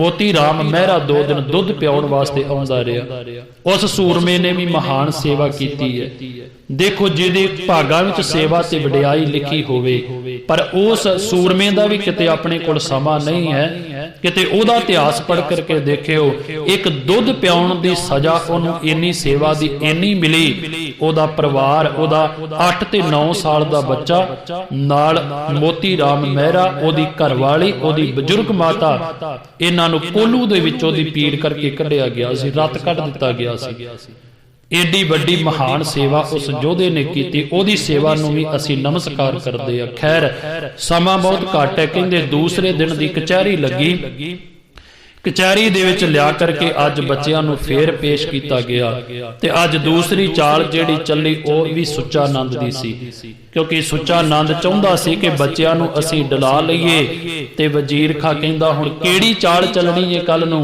ते वजीर खां कहंदा हुण एक चाल है अपने कोल कहन लगा ओह किहड़ी कहन लगा शेर मुहम्मद खान नूं सदो मलेरकोटले तो जिहदे भरा नार खान नूं धन गुरु गोबिंद सिंह पातशाह जी ने चमकौर दी गढ़ी दे अंदर एक तीर बख्शिश करके ओनू मारिया सी ਜਿਹੜਾ ਕਹਿੰਦਾ ਸੀ ਮੈਂ ਪੌੜੀ ਲਾ ਕਰਕੇ ਅੰਦਰ ਵੜ ਜਾਣਾ ਚਮਕੌਰ ਦੀ ਗੜੀ ਦੇ ਵਿੱਚ ਸਾਰਿਆਂ ਤੋਂ ਪਹਿਲਾਂ ਪੌੜੀ ਨਾਰ ਖਾਨ ਨੇ ਲਾਈ ਸੀ ਇਹ ਸ਼ੇਰ ਮੁਹੰਮਦ ਖਾਨ ਮਲੇਰਕੋਟਲੀ ਦਾ ਭਰਾ ਸੀ ਜਿਹੜਾ ਅੱਗੇ ਸਾਰਿਆਂ ਤੋਂ ਵੱਧ ਕਰਕੇ ਗਿਆ ਸੀ ਕਹਿੰਦਾ ਜੰਗ ਨਾ ਕਰੋ ਜੰਗ ਕਰਨ ਦੀ ਕੀ ਲੋੜ ਹੈ ਆਓ ਪੌੜੀ ਲਾਈਏ ਤੇ ਅੰਦਰ ਵੜੀਏ ਤੇ ਜਾ ਕਰਕੇ 35 40 ਸਿੰਘ ਤੇ ਫੜ ਲਈਏ अजे पौड़ी तो सिर इन्हें तां ही कीता सी ते कलगीधर पातशाह जी ने तीर चाड़ करके अपने दे अंदर तंदे नूं खिच करके कन दे तक छड्डिया इक्को ही तीर सतगुरां ने बख्शिया ते नार खान आन करके पौड़ी तो धरती ते डिग पिया सी ਇਹਦੇ ਭਰਾ ਨੂੰ ਅੱਜ ਕਚਹਿਰੀ ਦੇ ਅੰਦਰ ਸੱਦਿਆ ਗਿਆ ਬੱਚੇ ਫਿਰ ਆਏ ਉਹੀ ਗੱਲਾਂ ਬਾਤਾਂ ਚੱਲੀਆਂ ਫਿਰ ਜਾਂ ਤੇ ਮਰਨਾ ਕਬੂਲ ਕਰ ਲੋ ਜਾਂ ਫਿਰ ਧਰਮ ਸਾਡੇ ਨੂੰ ਕਬੂਲ ਕਰ ਲੋ ਤੇ ਸਾਹਿਬਜ਼ਾਦੇ ਕੋਈ ਗੱਲ ਕਹਿੰਦੇ ਸਨ ਸੂਬਿਆ ਸਾਰਿਆਂ ਨੂੰ ਸਾਨੂੰ ਮੌਤ ਦਾ ਡਰਾਵਾ ਨਾ ਦੇ क्योंकि मौत तो असी डरदे नहीं इस मौत तो डर उसे दिन ही ला दिता सी जिस दिन बापे नूं खंडे बाटे दा अमृत छका दिता सी असी मौत नूं घोल के उहदे विच ही पी गए सी लोकी तां जिहड़े ने ਉਹ ਜ਼ਿੰਦਗੀ ਲੱਭਦੇ ਫਿਰਦੇ ਨੇ ਪਰ ਕਹਿਣ ਲੱਗੇ ਇਹ ਖਾਲਸਾ ਹੈ ਜਿਹੜਾ ਮੌਤ ਦੇ ਵਿੱਚੋਂ ਜ਼ਿੰਦਗੀ ਲੱਭਦਾ ਹੈ ਕਹਿਣ ਲੱਗਾ ਸੂਬਾ ਸਰਹੰਦ ਤੁਸੀਂ ਕੀ ਲੈਣਾ ਹੈ ਇੰਨੀ ਉਮਰ ਤੋਂ ਤੁਰ ਜਾਓਗੇ ਇਸ ਦੁਨੀਆ ਤੋਂ ਤੇ ਬਾਬਾ ਫਤਿਹ ਸਿੰਘ ਕਹਿੰਦਾ ਜੇ ਅਸੀਂ ਧਰਮ ਕਬੂਲ ਕਰ ਲਈਏ ਕਿ ਫਿਰ ਅਸੀਂ ਮਰਨਾ ਨਹੀਂ ਸਾਨੂੰ ਮੌਤ ਨਹੀਂ ਆਵੇਗੀ ਫਿਰ ਤੇ ਸੂਬਾ ਸਰਹੰਦ ਕਹਿਣ ਲੱਗਾ ਮਰਨਾ ਤੇ ਫਿਰ ਵੀ ਹੈ ਪਰ ਤੁਹਾਡੀ ਉਮਰ ਛੋਟੀ ਹੈ ਹੋ ਸਕਦਾ ਤੁਸੀਂ 80 90 100 ਸਾਲ ਦੀ ਉਮਰ ਤੱਕ ਚਲੇ ਜਾਓ ਤੇ ਇੱਥੇ ਵੀ ਬਾਬਾ ਫਤਿਹ ਸਿੰਘ ਨੇ ਇੱਕ ਬੜੀ ਵੱਡੀ ਗੱਲ ਕਹੀ ਜੋ ਸਾਡੇ ਵਾਸਤੇ ਇਹ ਇਤਿਹਾਸ ਰਚ ਦਿੱਤਾ। ਤੇ ਬਾਬਾ ਫਤਿਹ ਸਿੰਘ ਕਹਿਣ ਲੱਗਾ, ਵਜ਼ੀਰ ਖਾਨ ਯਾਦ ਰੱਖ,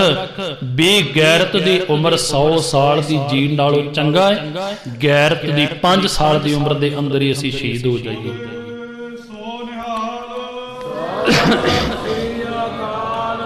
ਕਹਿਣ ਲੱਗੇ ਉਸ ਉਮਰ ਨੂੰ ਕੀ ਕਰਨਾ ਹੈ ਜਿਸ ਉਮਰ ਦੇ ਅੰਦਰੋਂ ਗੈਰਤ ਹੀ ਖਤਮ ਹੋ ਜਾਵੇ, ਕਿਉਂਕਿ ਬੰਦਾ ਉਦੋਂ ਹੀ ਮਰ ਜਾਂਦਾ ਜਦੋਂ ਬੰਦੇ ਦੀ ਜ਼ਮੀਰ ਮਰ ਜਾਂਦੀ ਹੈ। ਸਰੀਰ ਤਾਂ ਇੱਕ ਦਿਨ ਮਰਦਾ ਹੈ, ਜ਼ਮੀਰ ਮਰ ਜਾਵੇ ਤੇ ਬੰਦਾ ਰੋਜ਼ ਹੀ ਮਰਦਾ ਹੈ। ਬਾਬਾ ਫਤਿਹ ਸਿੰਘ ਕਹਿਣ ਲੱਗਾ, ਨਹੀਂ ਸਾਨੂੰ ਇਹੋ ਜਿਹੀ ਉਮਰ ਦੀ ਲੋੜ ਨਹੀਂ, ਅਸੀਂ ਨਹੀਂ 80 ਸਾਲ ਦੇ ਤੱਕ ਬੇਗੈਰਤ ਹੋ ਕਰਕੇ ਜੀਣਾ ਚਾਹੁੰਦੇ। ਲੋਕੀ ਟਾਨੇ ਮਾਰਨ ਸਾਨੂੰ, ਇਸ 5 ਸਾਲ ਦੀ ਉਮਰ ਦੇ ਅੰਦਰ ਹੀ ਮੌਤ ਕਬੂਲ ਹੈ, ਪਰ ਗੈਰਤ ਹੋਣੀ ਜ਼ਰੂਰੀ ਹੈ।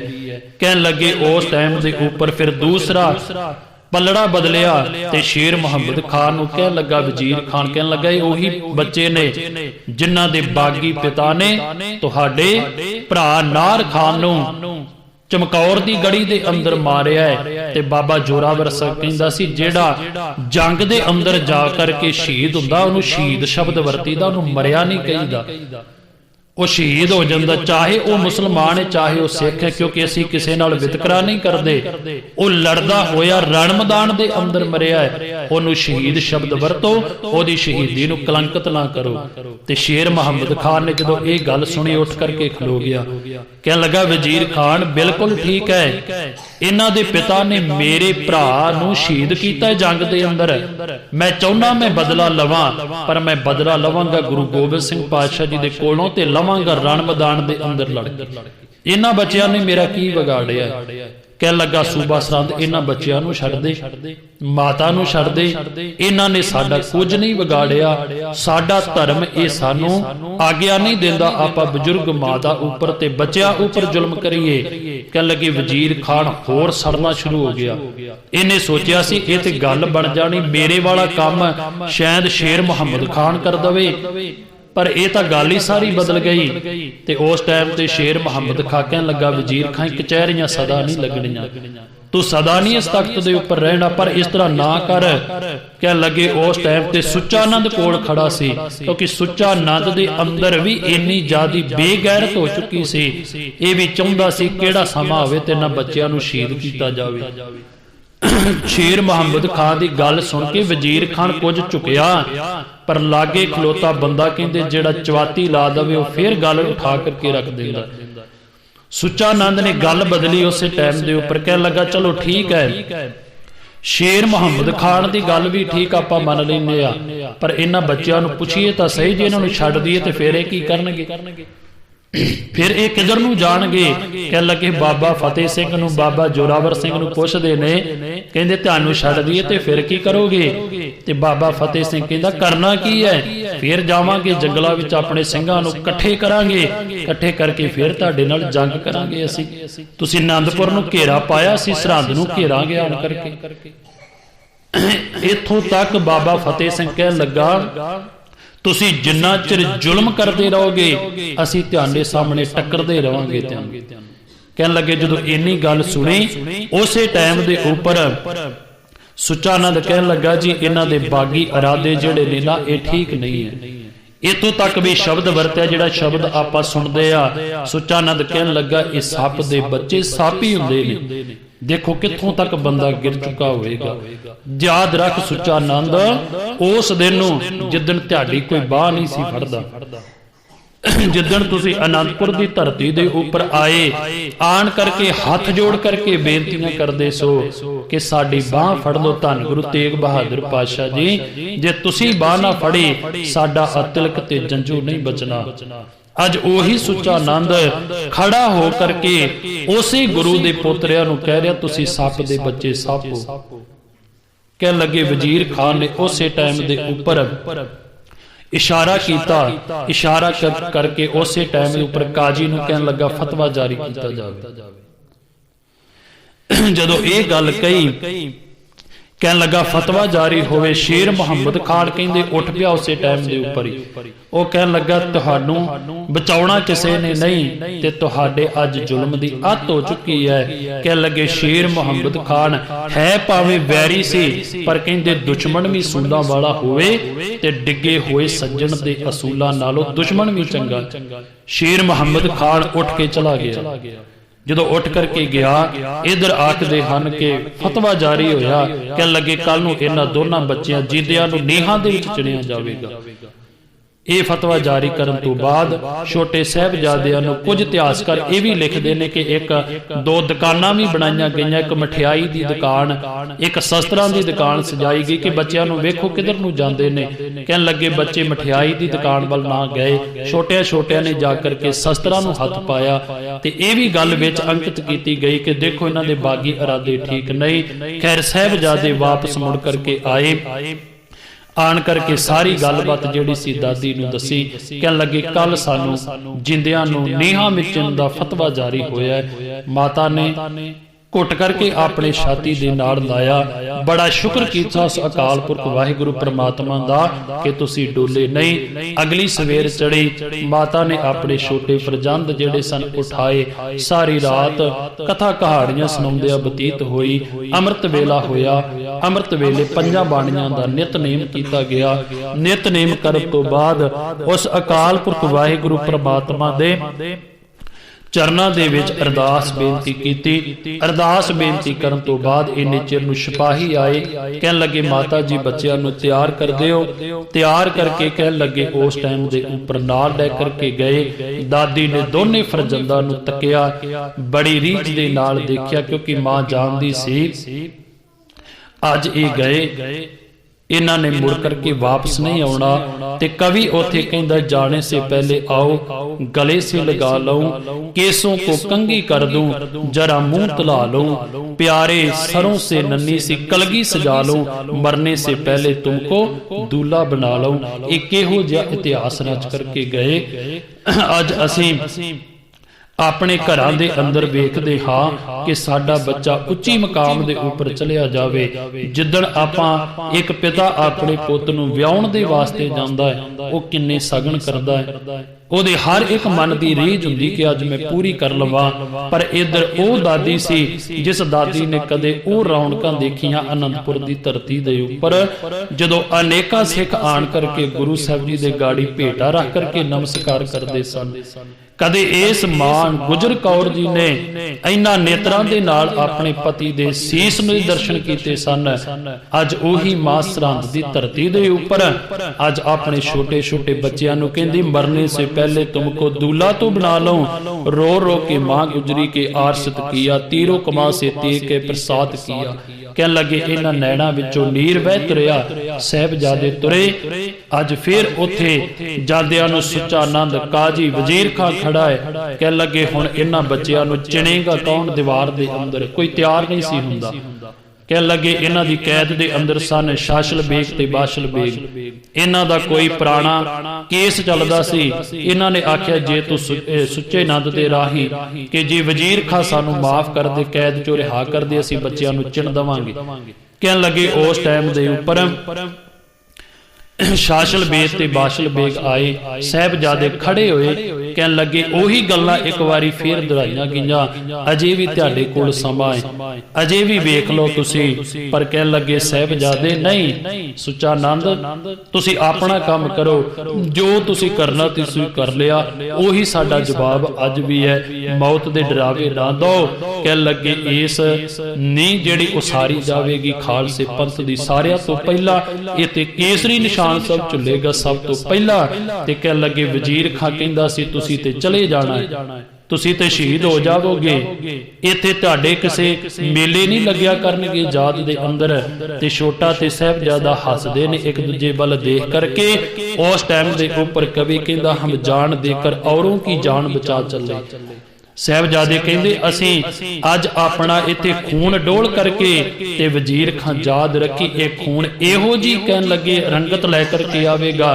ਕਦੇ ਖਾਲਸੇ ਪੰਥ ਦੇ ਛਿੱਕੇ ਵੀ ਚੱਲਣਗੇ ਇੱਥੇ ਤੇ ਚੱਲੇ ਵੀ ਜਦੋਂ ਬਾਬਾ ਬੰਦਾ ਸਿੰਘ ਬਹਾਦਰ ਚੜ ਕਰਕੇ ਆਇਆ।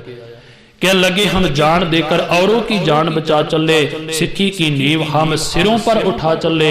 एक नींह जेड़ी ओ जमीन ते रखी जावे ते जमीन डोल सकती है, पर याद रख वजीर खान ए सिख पंथ दी नींह कलगीधर पातशाह जी दे पुत्रां दे सिर दे उपर रखी चली। इन्हें कदे वास्ते भी डटना नहीं, ना डोलना है। हाँ सिर सिक्खी की नींव हम सिरों पर उठा चले, गुरियाई का किस्सा जहां से बना चले। क्या लगे सिंहों की सल्तन का हम पौधा लगा चले। क्या लगे ये अज असी सिक्खी दा पौधा ला करके चले आ। ते वजीर खां फिर कहंदा तुसीं ते चले जाना ते किस काम दा। ते साहिबजादा बाबा फतेह सिंह कहन लगा गद्दी से ताजो तख्त अब कौम पाएगी। कह लगे साडे जान तो बाद वजीर खां दिन दूर नहीं जिदन त्याडा तख्त पलटा करके सिंघां ने सुट देना, इत्थे राज खालसे पंथ दा होना है। कहने लगे गद्दी से ताजो तख्त अब कौम पाएगी, दुनिया से जालमों का निशा तक मिटाएगी। कहने लगे त्याडा नाम निशान मिट जाना है, ते जेड़ा सानू कहंदे त्यानू किन्नी याद करना है। कहने लगे ते केसरी निशान सब झुलना है साडी याद दे अंदर। कहने लगे उन्हां जालमां ने इटां लाउणियां जेड़ियां सन शुरू कर दित्तियां, ते कवि कहंदा ठोडी तक ईटो चुन गई मूंह तक आ गई। हौली हौली इटां दा जेड़ा सी ओ कार ऊपर नूं तुरिया जांदा है, ते साहिबजादे जेड़े विच लुकदे जांदे ने। कहण लगे ठोडी तक ईटो चुन गई मूंह तक आ गई, बीनों से टापते वो आंखों पर छा गई। कहण लगे ठोडी तो उत्ते चली गई, अखां दे तक। कहण लगे हर चांद से जबीन घन सा लगा के लिखते जगर गुर के वहो दोनों कुछ पा गई। छोटे साहिबजादा बाबा जोरावर सिंह बाबा फतेह सिंह उन्हां नूं नीहां दे विच चिण दिता गया। पर आपां एक गल ये याद रखीए कि साहिबजादे नीहां विच चिण दे नाल शहीद नहीं होए। जदों वजीर खां पिछे मुड़िया सुच्चा नंद काजी कह लगे थोड़ी दूरी दे उपर अजे गए सी ते कंध जेड़ी सी धरती ते डिग पई। मान लो कि अज जुल्म राज दी कंध डिग पई होवे। कहने लगे जो कंध डिगी वजीर खान ने पिछे मुड़ करके देखिया ते काजी नूं इशारा करके कहंदा देखो कि इन्हां दे जे साह चलदे ने जां खत्म हो चुके ने। कहने लगे उसे टाइम दे उपर उस शाशल बेग ते बाशल बेग ने जो हाथ ला करके देखिया इशारा किया, कहन लगे अजे साह इन्हां दे चलदे ने। ते कहन लगे उसे टाइम दे उपर वजीर खान ने सुच्चा नंद नूं इशारा किया, सुच्चा नंद ने काजी नूं इशारा किया, ते काजी ने शाशल बेग ते बाशल बेग नूं इशारा किया। इशारा के कहन लगा इन्हां दी सारा कट दित्ती जावे। इत्थों तक इस गल नूं आपां याद रखीए कि छोटे साहिबजादियां नूं नीहां विच पहलां चुनिया गया, फिर उन्हां दी साह राग वढ के उन्हां नूं शहीद कीता गया। ओ जिहड़ा अज आपां दिहाड़ा मना रहे अज दे दिन सतगुरु पातशाह जी दे छोटे फरजंद जिहड़े सन ओ सरहंद दी धरती दे उपर ओ इतिहास रच गए, ओ करारनामा ओ करार कर करके गए जो ना अजे तक दुनिया ते होया सी ते ना कदे होवे।